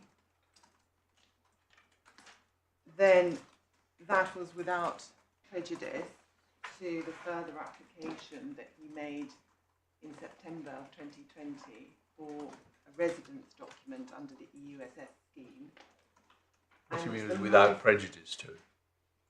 Well, it didn't. The refusal of that application under the EUSS scheme did not revoke or alter the lawfulness of his admission to the UK. I see. Which, in our respectful submission, constitutes leave to enter. So you're saying that admission is enough, full stop. You don't have to have your residence granted or facilitated. It's enough at 10.3 if you have your, or indeed 10.2, or in your case, it's enough under 10.2 or 10.3 if you have been granted admission, full stop. My Lord, yes. We say that the grant of admission here, which was lawful, has to, unless proved otherwise, be considered as having been made with lawful authority. Well, I think you keep on emphasising with lawful authority. There may be an issue about that. For myself, I don't think that's the problem. The immigration officer made a mistake, but he was acting lawfully. There's no, subject to Miss Smythe's submissions, I haven't got a problem with the proposition that he was lawfully in the country because he'd been lawfully admitted by an immigration officer. But the problem, as my Lord says, is how long does that last? Are you saying it's not just lawful admission, but it gives him a right of indefinite lawful residence, even though he clearly thought he had to apply for a residence permit, and it was refused. You say, well, that's irrelevant. Once he had been admitted without any terms or conditions, that was facilitation, that was admission by way of facilitation within the meaning of Article 10.2 forever, granting him residence rights forever. Is that right? My Lord, yes, that is right. It was unlimited admission to the UK. And if I can just pick up... When you say unlimited admission, you see that's why the word admission is important. You can't have unlimited admission. Admission is a description of a state of being admitted or coming into. That's why unlimited admission, I'm having trouble with that. Perhaps it's more helpful once we look at the difference between entry and residence, or admission and leave, to adopt the terminology of leave to enter or remain, and whether there is a difference. And, well, admit and reside might be better. Yes. That's the word to use, admit and reside. Because whatever he thought or would have thought, he thought he'd been admitted under the EU scheme. So we're using language of admission and residence. Yes. And he clearly thought that there was a difference between the two, because having been admitted, he then thought he had to apply for residence, not only once but twice, which is not only technically correct, but what you'd expect. Because nobody would think, however unsophisticated, that a mere stamp in a passport gives you the right to reside in a foreign country forever.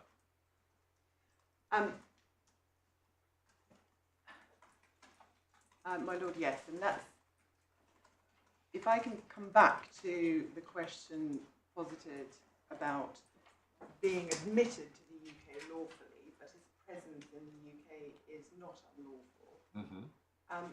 That, in my respectful submission, is a legal impossibility under UK immigration law. What's a legal impossibility? It's not possible for somebody to be admitted to the UK lawfully, but subject to having lawful further leave to remain and reside in the UK, for them to be anything other than in the UK unlawfully. And that is why we say that the consequence of the Secretary of State's position on this is that if their case is correct and there was no power for the immigration officer to grant any form of leave or any form of lawful admission, then the appellant must in law be considered as residing in the UK unlawfully from the date of his admission. Well, that may or may not be so, but it's not the heart of the problem, is it? It is an You're the one who's asserting a right to be here. And I was saying, I was, at least for the sake of argument, saying let's assume you're right about lawful admission. So he's not committing any criminal offence simply by being here.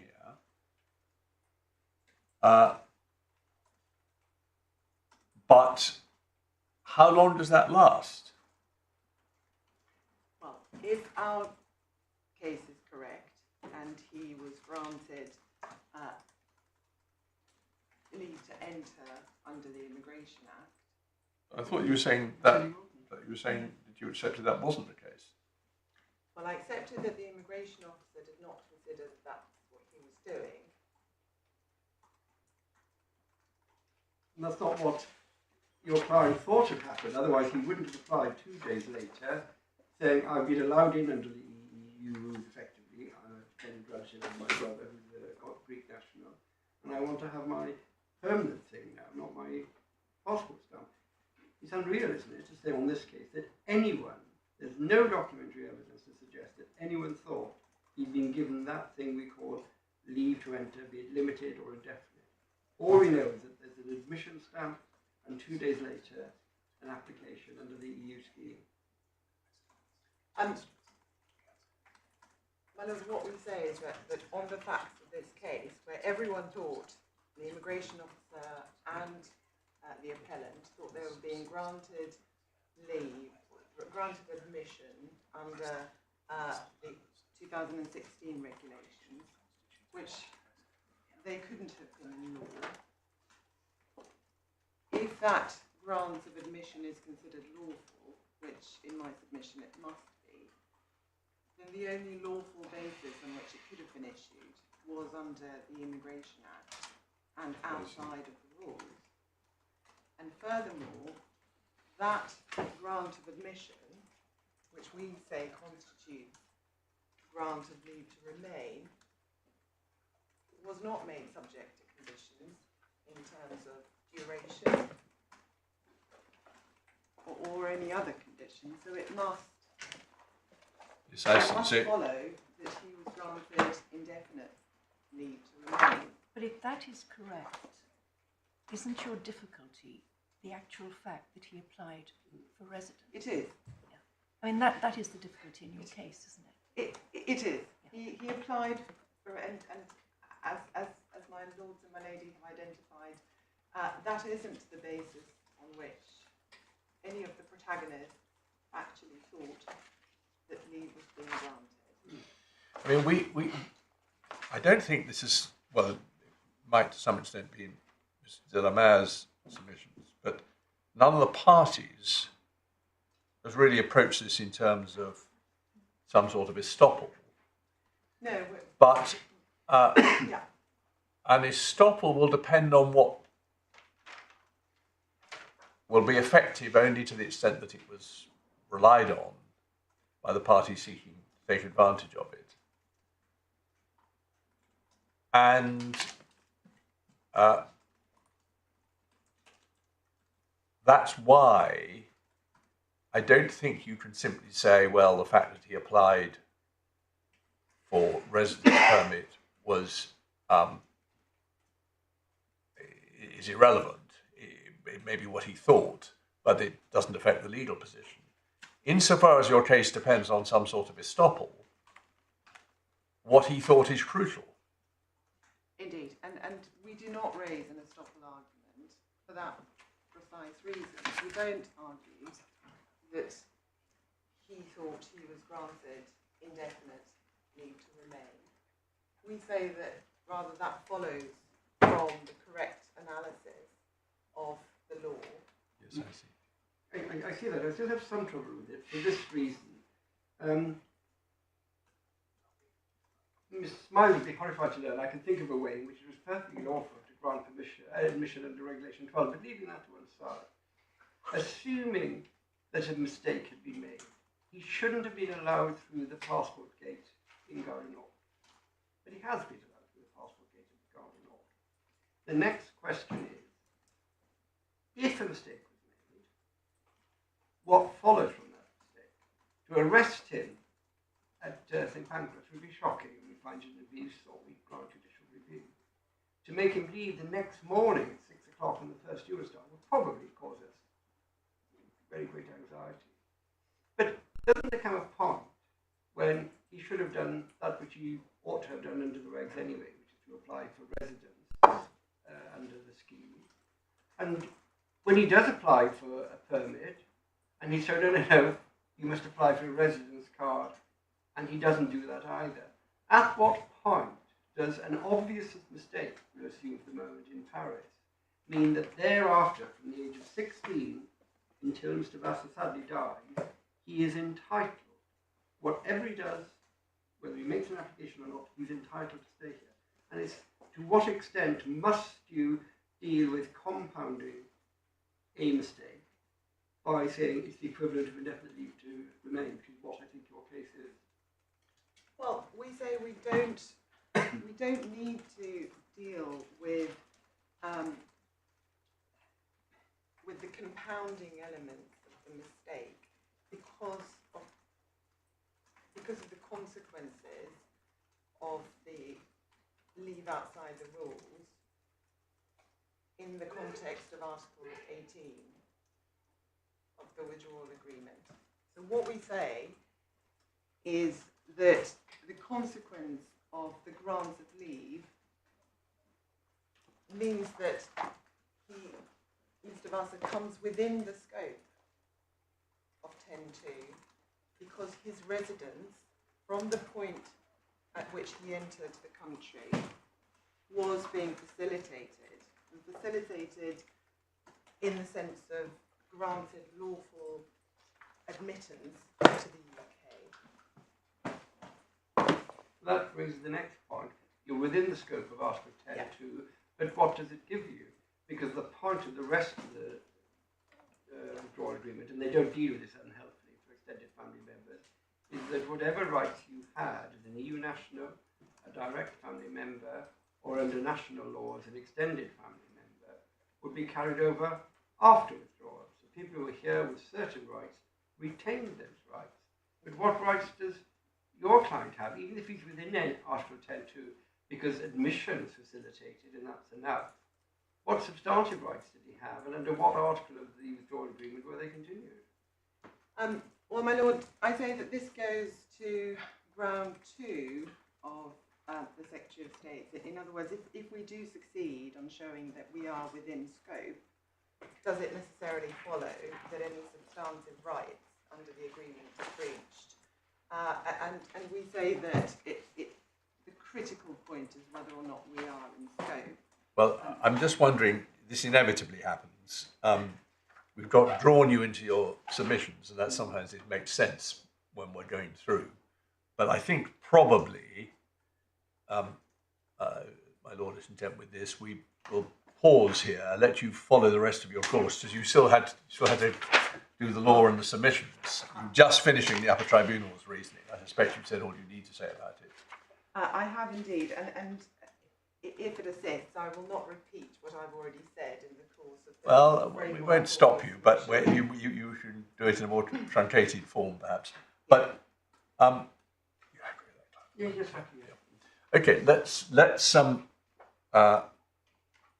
now again, as you can tell, I hope we're reasonably familiar with the law. We've all been talking about it, but you want to take us to a few key points, I'm sure. Well, the last point I want to make, yes, by way of factual background, yes, is that there's no indication through the fact that the appellant, Mr. Vasa, was anything other than honest and that he acted in good faith. And that is important, and it's important because once we come on to consider the case law in relation to mistake and mistaken grant of leave in particular, that is a feature that does gather significance. So, to be clear, there was absolutely no deception, misrepresentation or concealment or any such suggestion. So, can I then turn, in a compounded form to outlining the legal framework, with which I know that my lords and my lady are very familiar with. Directive of 2004 CRD, which is in the Authorities of Final Law 2, is a key document that governs the rights of free movement. The paragraph which is key for our purposes is in chapter 1, and it's article 3 at page 92 under the beneficiaries heading. And it states that this directive shall apply to union citizens who move or reside in a member state other than that which they're national. And then 2, without prejudice to any right to free movement and residence, the persons concerned may have in their own right. So, sorry, which page are we on? This is page 93, madam. Yeah, thank you. The host member state shall, so it's a mandatory provision in accordance with its national legislation, this is important, facilitate entry and residence for the following persons. And then A, any other family members, so this is later transposed into national legislation as extended family members, irrespective of their nationality, not falling under the definition in point 2, who in the country from which they have come are dependents or members of the household of the union citizen having the primary right of residence. And just coming back to my Lord Justice's question, that's the reason why I say it matters not whether Mr. Vasa is a dependent or a member of the same household. My Lords, given the time, unless there's anything in particular that you wish to take me to in the CRD directive, which is absolutely clear, absolutely key, I propose. Well, it's just helpful to know that, yes, having said the directive applies, you then say, well, what does it give you? And Article 5 says you've got to grant a right of entry. Article 6 says you've got to give them residence for 6 months. And then Article 7 you deal with rights of residence for more than 3 months. So it's entry or admission, 3 months initial residence, and longer than 3 months. Yes, my Lord, that's correct.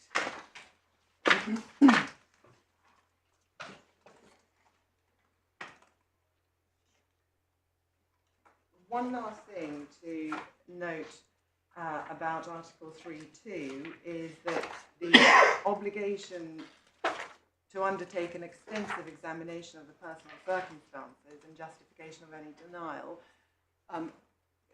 What I say on that is that... Sorry, where were you? Sorry, I'm on page 93 again, Yes. Article 3.2, the extensive examination of personal circumstances. And I say that this quite clearly has to be context-specific, so that an extensive examination of personal circumstances will depend in each case on what is required. Yes, but in any event, this is entirely for the protection of the person seeking admission. Yeah. So if someone unquestionably is granted admission on a sloppy basis or after a cursory examination, they can complain if they're refused. Well, sorry, I put it badly. If there's a sloppy, they can complain if they're refused, but they've no particular right for the host state to say, "Oh, well, I didn't examine you properly." That's just tough. Yeah. Yes, I'm very grateful. And then, if I can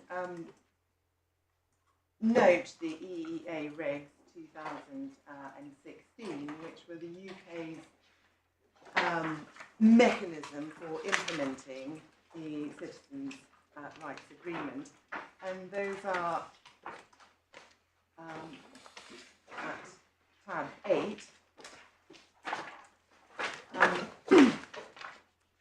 My Lords, my Lady, I don't intend to take you in any great detail through the regs because it's accepted for our purposes and on our side that the appellant couldn't have qualified under the regulations or that he didn't qualify under the regulations, so that because he didn't apply for an EEA family permit, had he applied. Which regulation did you say? Tab 8? You said that's wrong. Because that's. I'm sorry, it's tab 6.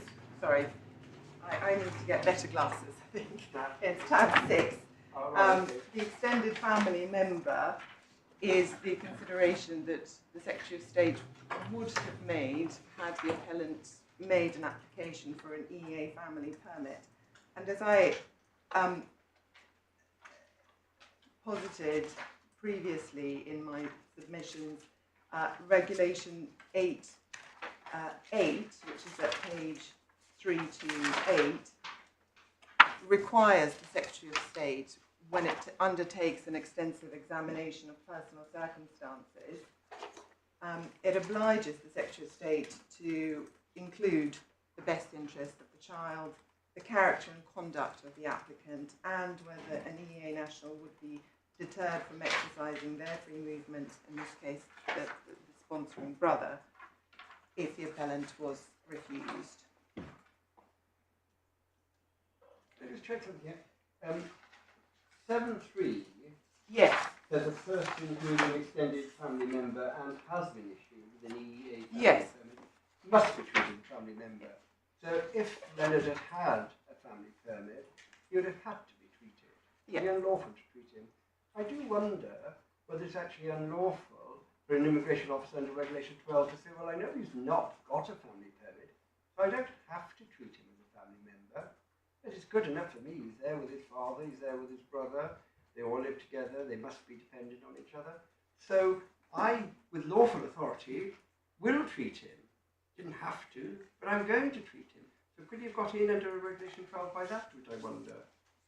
No, Miss Smythe would be horrified. But why not? It says must treat. It doesn't say can only treat or must not treat.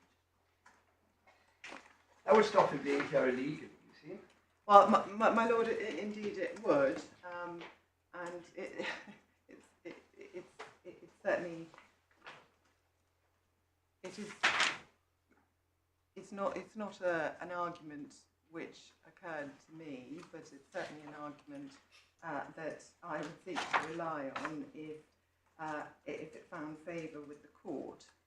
There is, in my submission here, a very compelling factual basis on which one can see why, as a matter of common sense, the appellant was let in.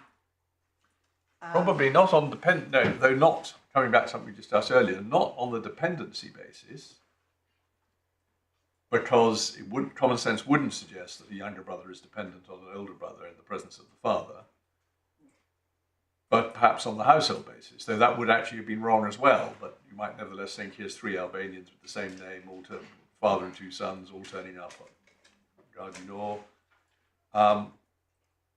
They're members of the same household, though actually they weren't, though they might have been about to be. Anyway. If it was a factual mistake, that wouldn't necessarily deprive the immigration officer of authority. So it may be that although they would have had to treat him and let him in, and they couldn't have refused him, the immigration officer in Priory Gardinor could have said, get thee gone, you have no family permit. Or he could have looked at the 60-year-old and his heart could have melted, and he could have said, well, actually, you're good enough for me, I'm going to let you in. And why would it not be lawful? Anyway, if you have to, you rely on it, and Miss Smythe will be horrified and will say, why, that's the end of the world as we know it. Yes, my lord, I'm grateful. The problem that I've got as well is, once you've got in, I mean, if you look at the regs, it reflects the directive, because then you've got 3 months and 13. You've got 3 months right of residence, which I assume is why Leonard very quickly applied for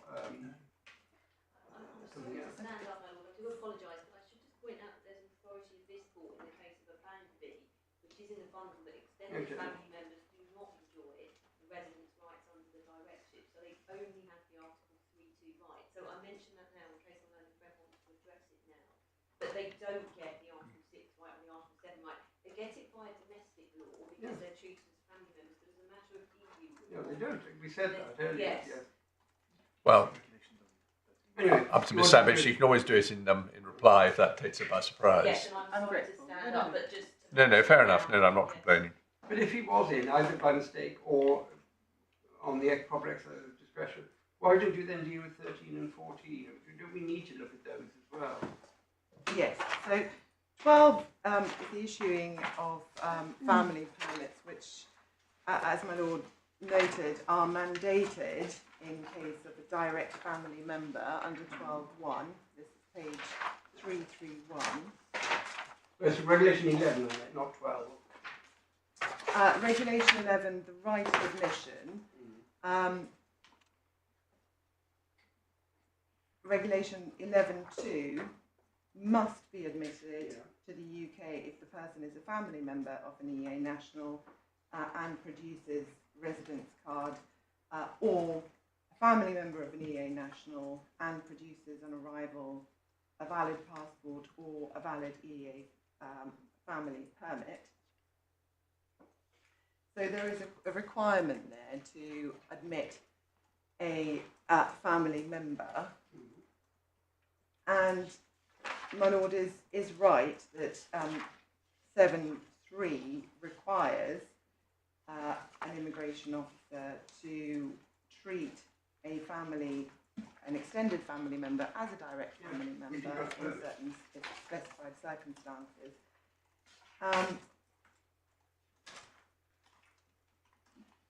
So then we look at I mean, 13 is the 3 months right of residence, and 14 is the extended right. yes, And they told him to get a card under Regulation 14, I assume. it's actually under Regulation 18, the 18, issuance of the residence card, and 18.4 is the discretion, and this is this makes good my answers to the court previously about the discretion, because the residence card was issued if the application is accompanied by a passport, and C, in all the circumstances it appears appropriate to issue. Well, that's the discretion I asked you about before, but I think you accepted that. It would have been exercised. Yes. It was inevitable that yeah. it would have been exercised. It's also relevant to look at paragraph 21, which deals with the procedure for applications and documentation. They must be made online by post. However, 21.6, where there are circumstances beyond the control of an applicant, and as a result the applicant is unable to comply with the requirements, the Secretary of State may accept an application submitted by post or in person which doesn't use the relevant application form specified by the Secretary of State. Now again, there's no suggestion that we made an application. So why are you showing us this? Just to complete the picture in terms of the discretion for the formalities of the application.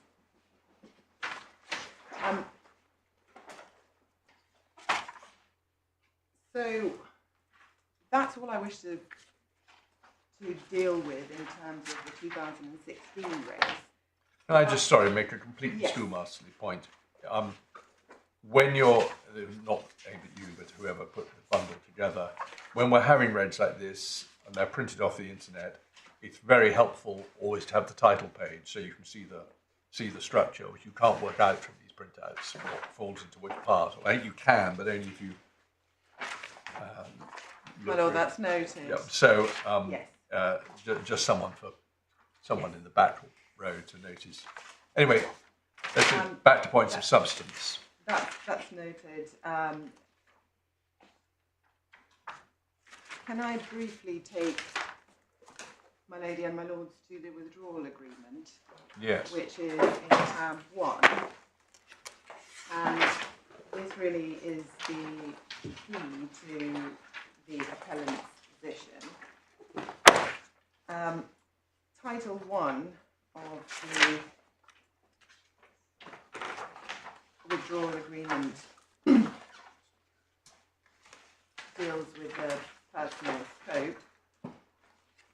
Article 10 is the key.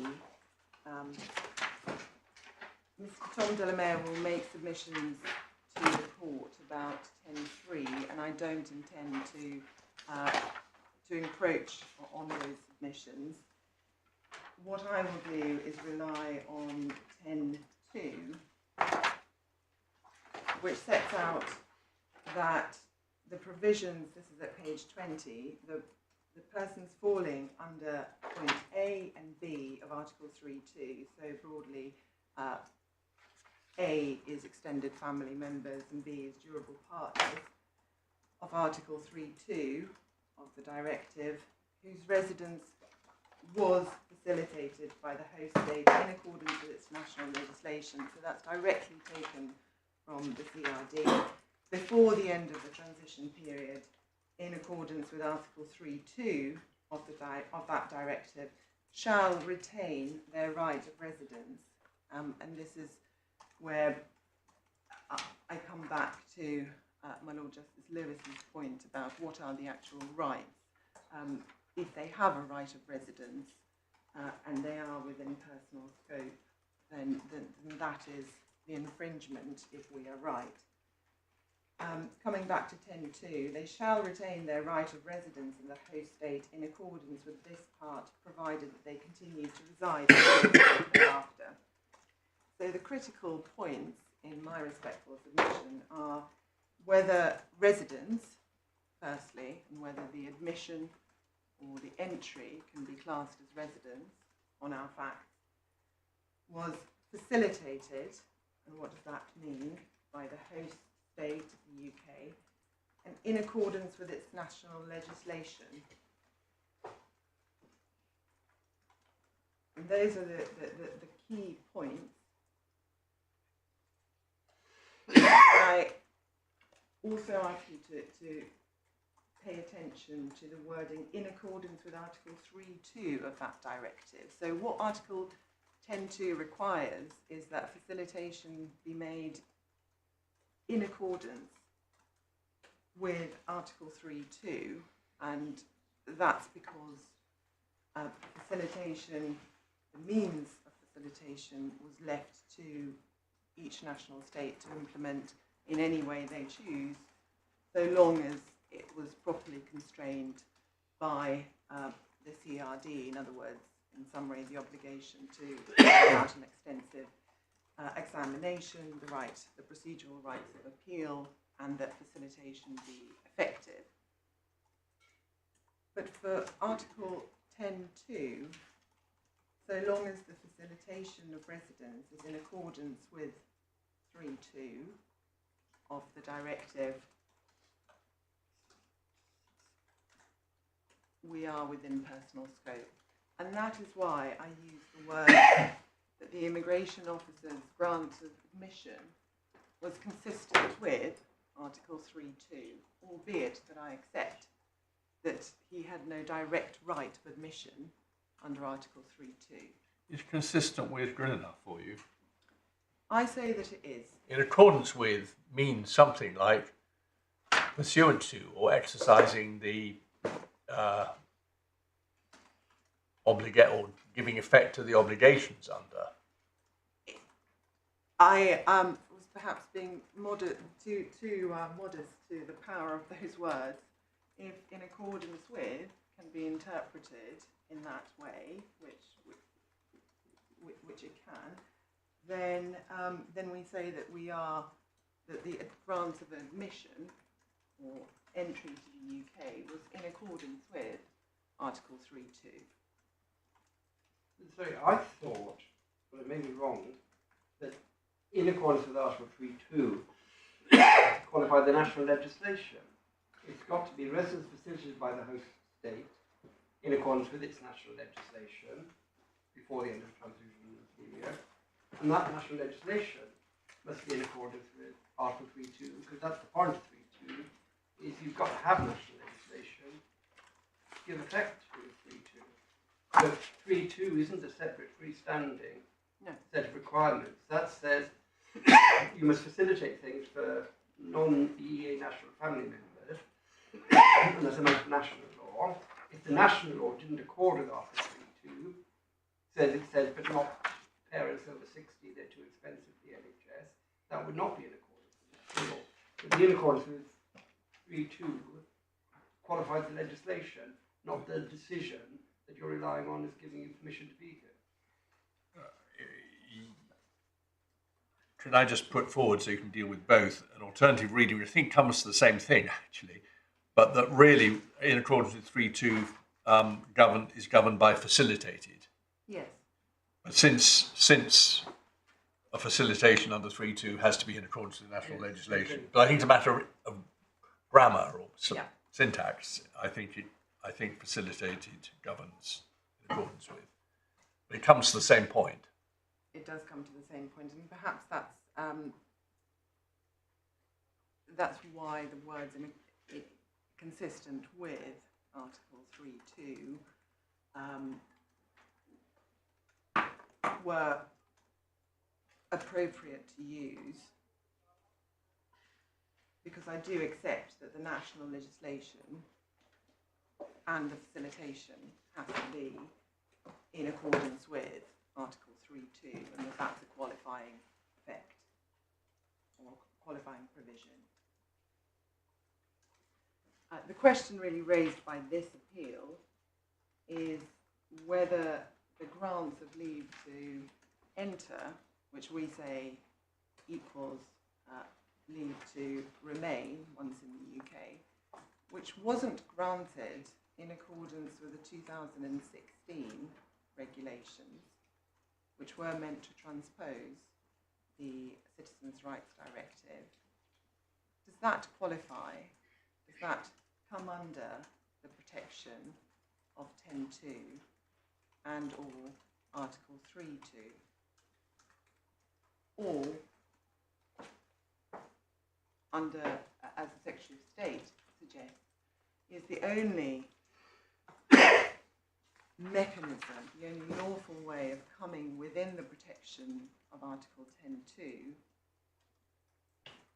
if permission or admission was made in accordance with the 2016 regulations. And this is where I come on to, and I've got 15 minutes left. Well, I think, as often happens, we thought it wouldn't take you so long, but I don't think you have been slow. I think it's more that I think what we thought was that you and Mr. Metzler together wouldn't take a whole day, but that's because you will cover so much of the ground. Rather long-windedly, what I'm saying is I don't think you need feel you've got to finish by 1. I'm very grateful for that indication, and if it assists, what I want to spend some time exploring is the case law on mistaken grants of leave and the consequences of those for this appeal. Yes. Is that what you want to do now? And that's what I propose to do now, unless there's anything more that I can help with on the withdrawal agreement. So, in terms of the immigration officer's powers,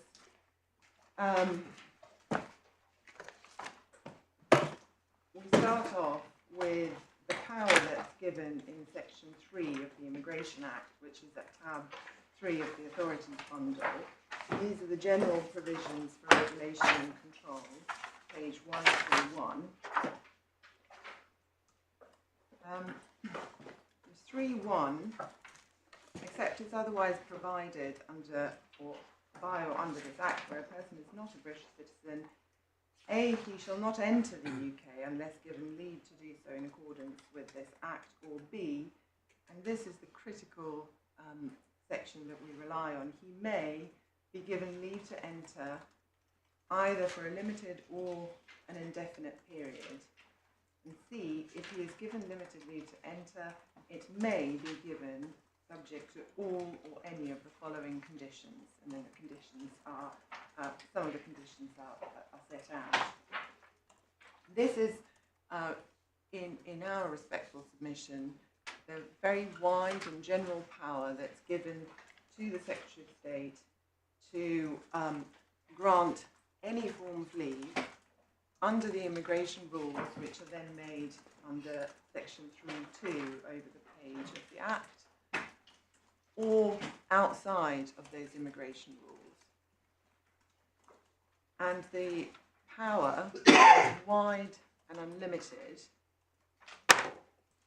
And my Lord, to demonstrate how unlimited the power is,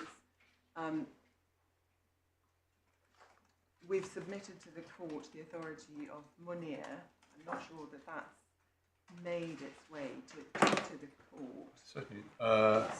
It's in the additional in the supplementary Yes. authority bundle. I'm very grateful. I don't need any of them, so you can give them to us. I have got it. My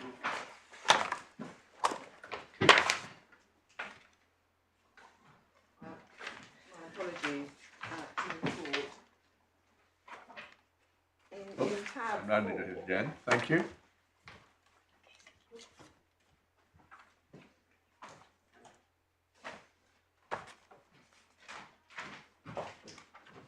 so this is the supplementary authorities bundle, which really deals with the immigration rules that Ms. Smythe relies on in her skeleton argument to say that there was no power under the immigration rules, and Mr. Vasa did not qualify under the immigration rules.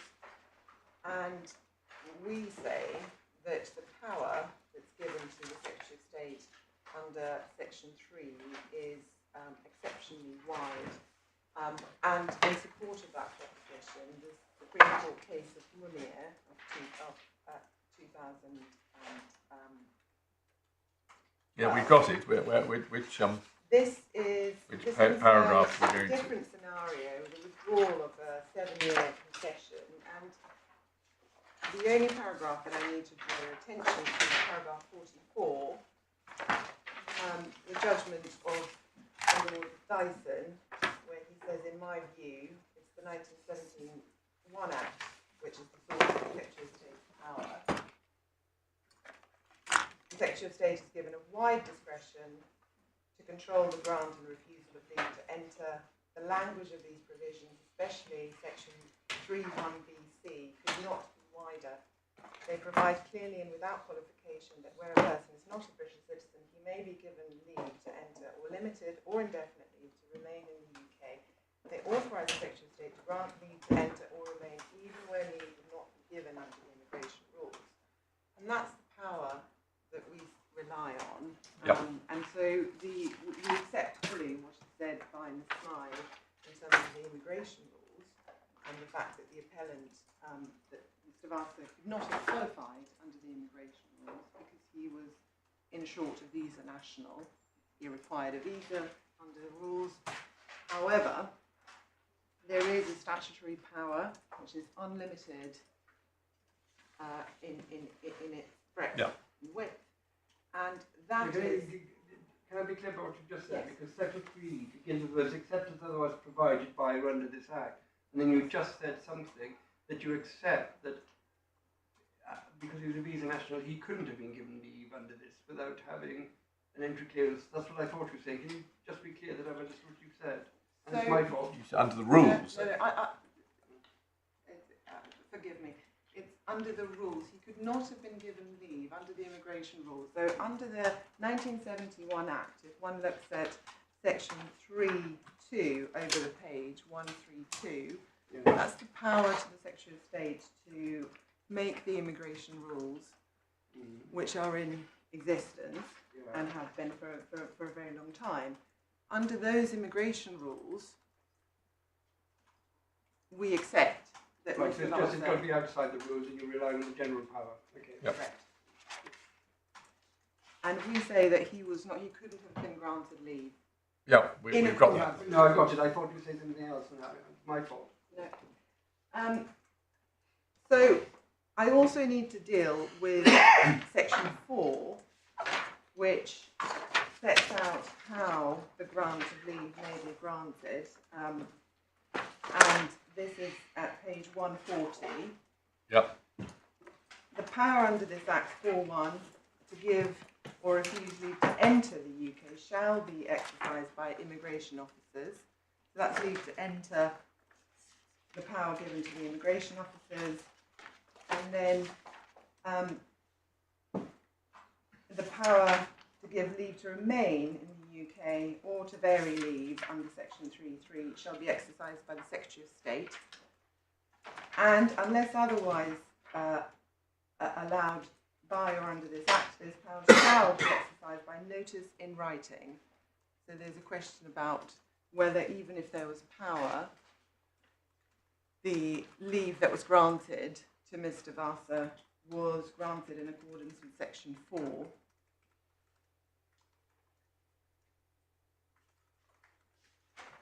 And but no points be taken. If you're right that the stamp in the passport was a grant of leave under the Act, or takes effect as a grant of leave under the Act, it's in writing, isn't it? well, that's Oh, I see. But anyway, sorry. Those actually. But anyway, sorry. Those are the wrong powers, aren't they? the notice. But those are the powers. Isn't that the powers to cancel or vary? Maybe not. It doesn't matter. Whichever, even if it's all of them, it was in writing. So I'm great. Well, that's what we say about that. We say that the notice of a grant of leave was in writing in this case. And just remind me before we leave the 71 Act, unless you, there was a provision until the 31st of December that, which effectively disapplied Section 3 to cases involving EU nationals. Was it Section 7? Is it tab 4? Yes. Yes, thank you. So that was through the Immigration Act 1988. So sorry, yes, I've forgotten which Act it was. Yes, I see.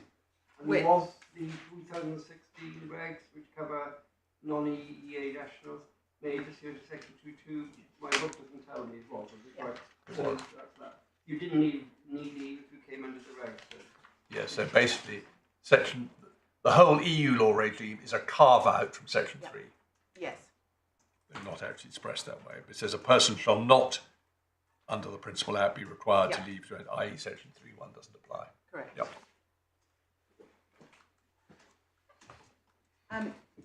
So, can I deal with a case of Ram before lunch? Yes, that's the one that's only available in the Times. Very nice. Is that the one? Well, we actually tried, we did track down a copy from the Times, which isn't any more helpful than the Solicitor's Law Journal, which is in the bundle. Oh, right, sorry. I misremembered, but it had a nice old-fashioned look to it. Yes, 1978. This was a case which concerned... So which tab? This is tab 13, page 5. Sorry.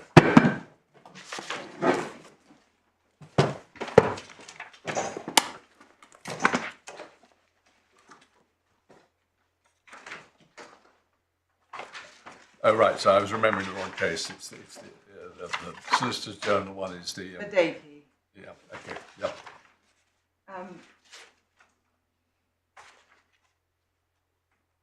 So the case of Ram was an unlawful detention case where a person's passport was mistakenly stamped at the airport, and the applicant in that case came and went a number of times from the UK, set up a business in the UK, and was then detained, and he claimed that his detention was unlawful. And if one looks at page 565, which is where the judgment of Lord Widgery, Chief Justice of May, Mr. Justice May begins, who gives the leading judgment, he notes that there was a genuine mistake, and this is at 566F on the part of the immigration officer, and it wasn't a mistake that was induced by any fraud or dishonesty. And then over the page,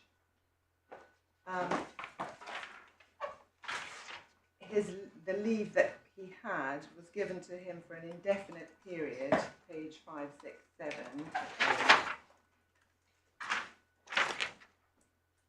And then section 4 is cited at 567H.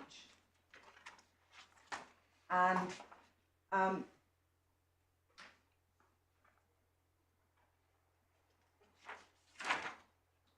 at page 568, E to G, if I can just ask the court to read that paragraph, what we say about it is that that is the position of the Secretary of State in this case. 568 E begins to Canberra contends. Yes.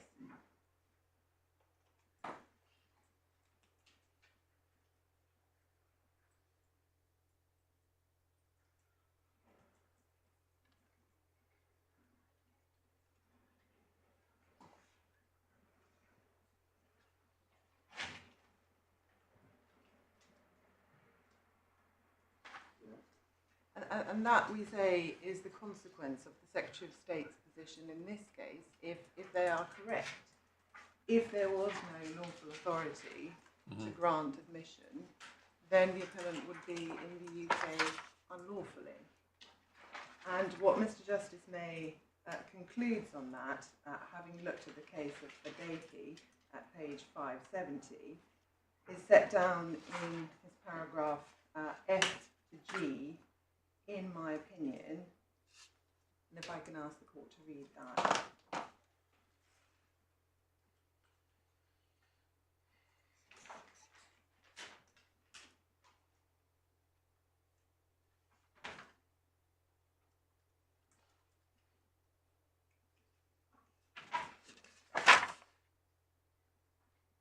Yep.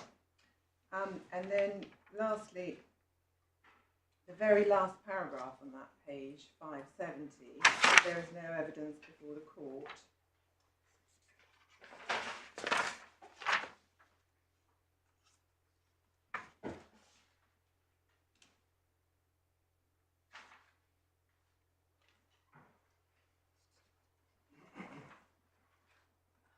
Yep. So the case of Ram was one in which there was lawful authority on which leave was granted, albeit mistakenly, because there was no compliance with the immigration rules. Nonetheless, that leave was considered by the court to be sufficient to grant him lawful entry and residence to the UK, such that he couldn't be unlawfully detained. And a factor within it was that there was no evidence of fraud or dishonesty on the part of the detained person. Indeed. Formally, but I don't know how much this matters, if at all. We're not bound by this. It's a divisional court case. It is a divisional court case, yes. It's a slightly odd situation.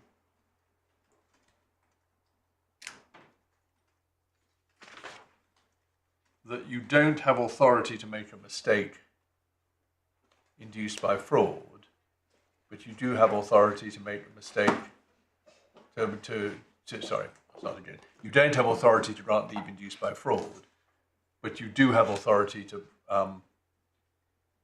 make a grant leave as a result of a mistake. I mean, I can see there's always distinction between the two situations, but I wouldn't don't find it entirely easy to analyse it in terms of what your authority is. But never mind, that's what he says. Yeah. My Lord, yes, and the concept of lawful authority does gain significance as the cases develop. Yeah, fine. Would that Well, be a convenient moment? It would be a convenient moment.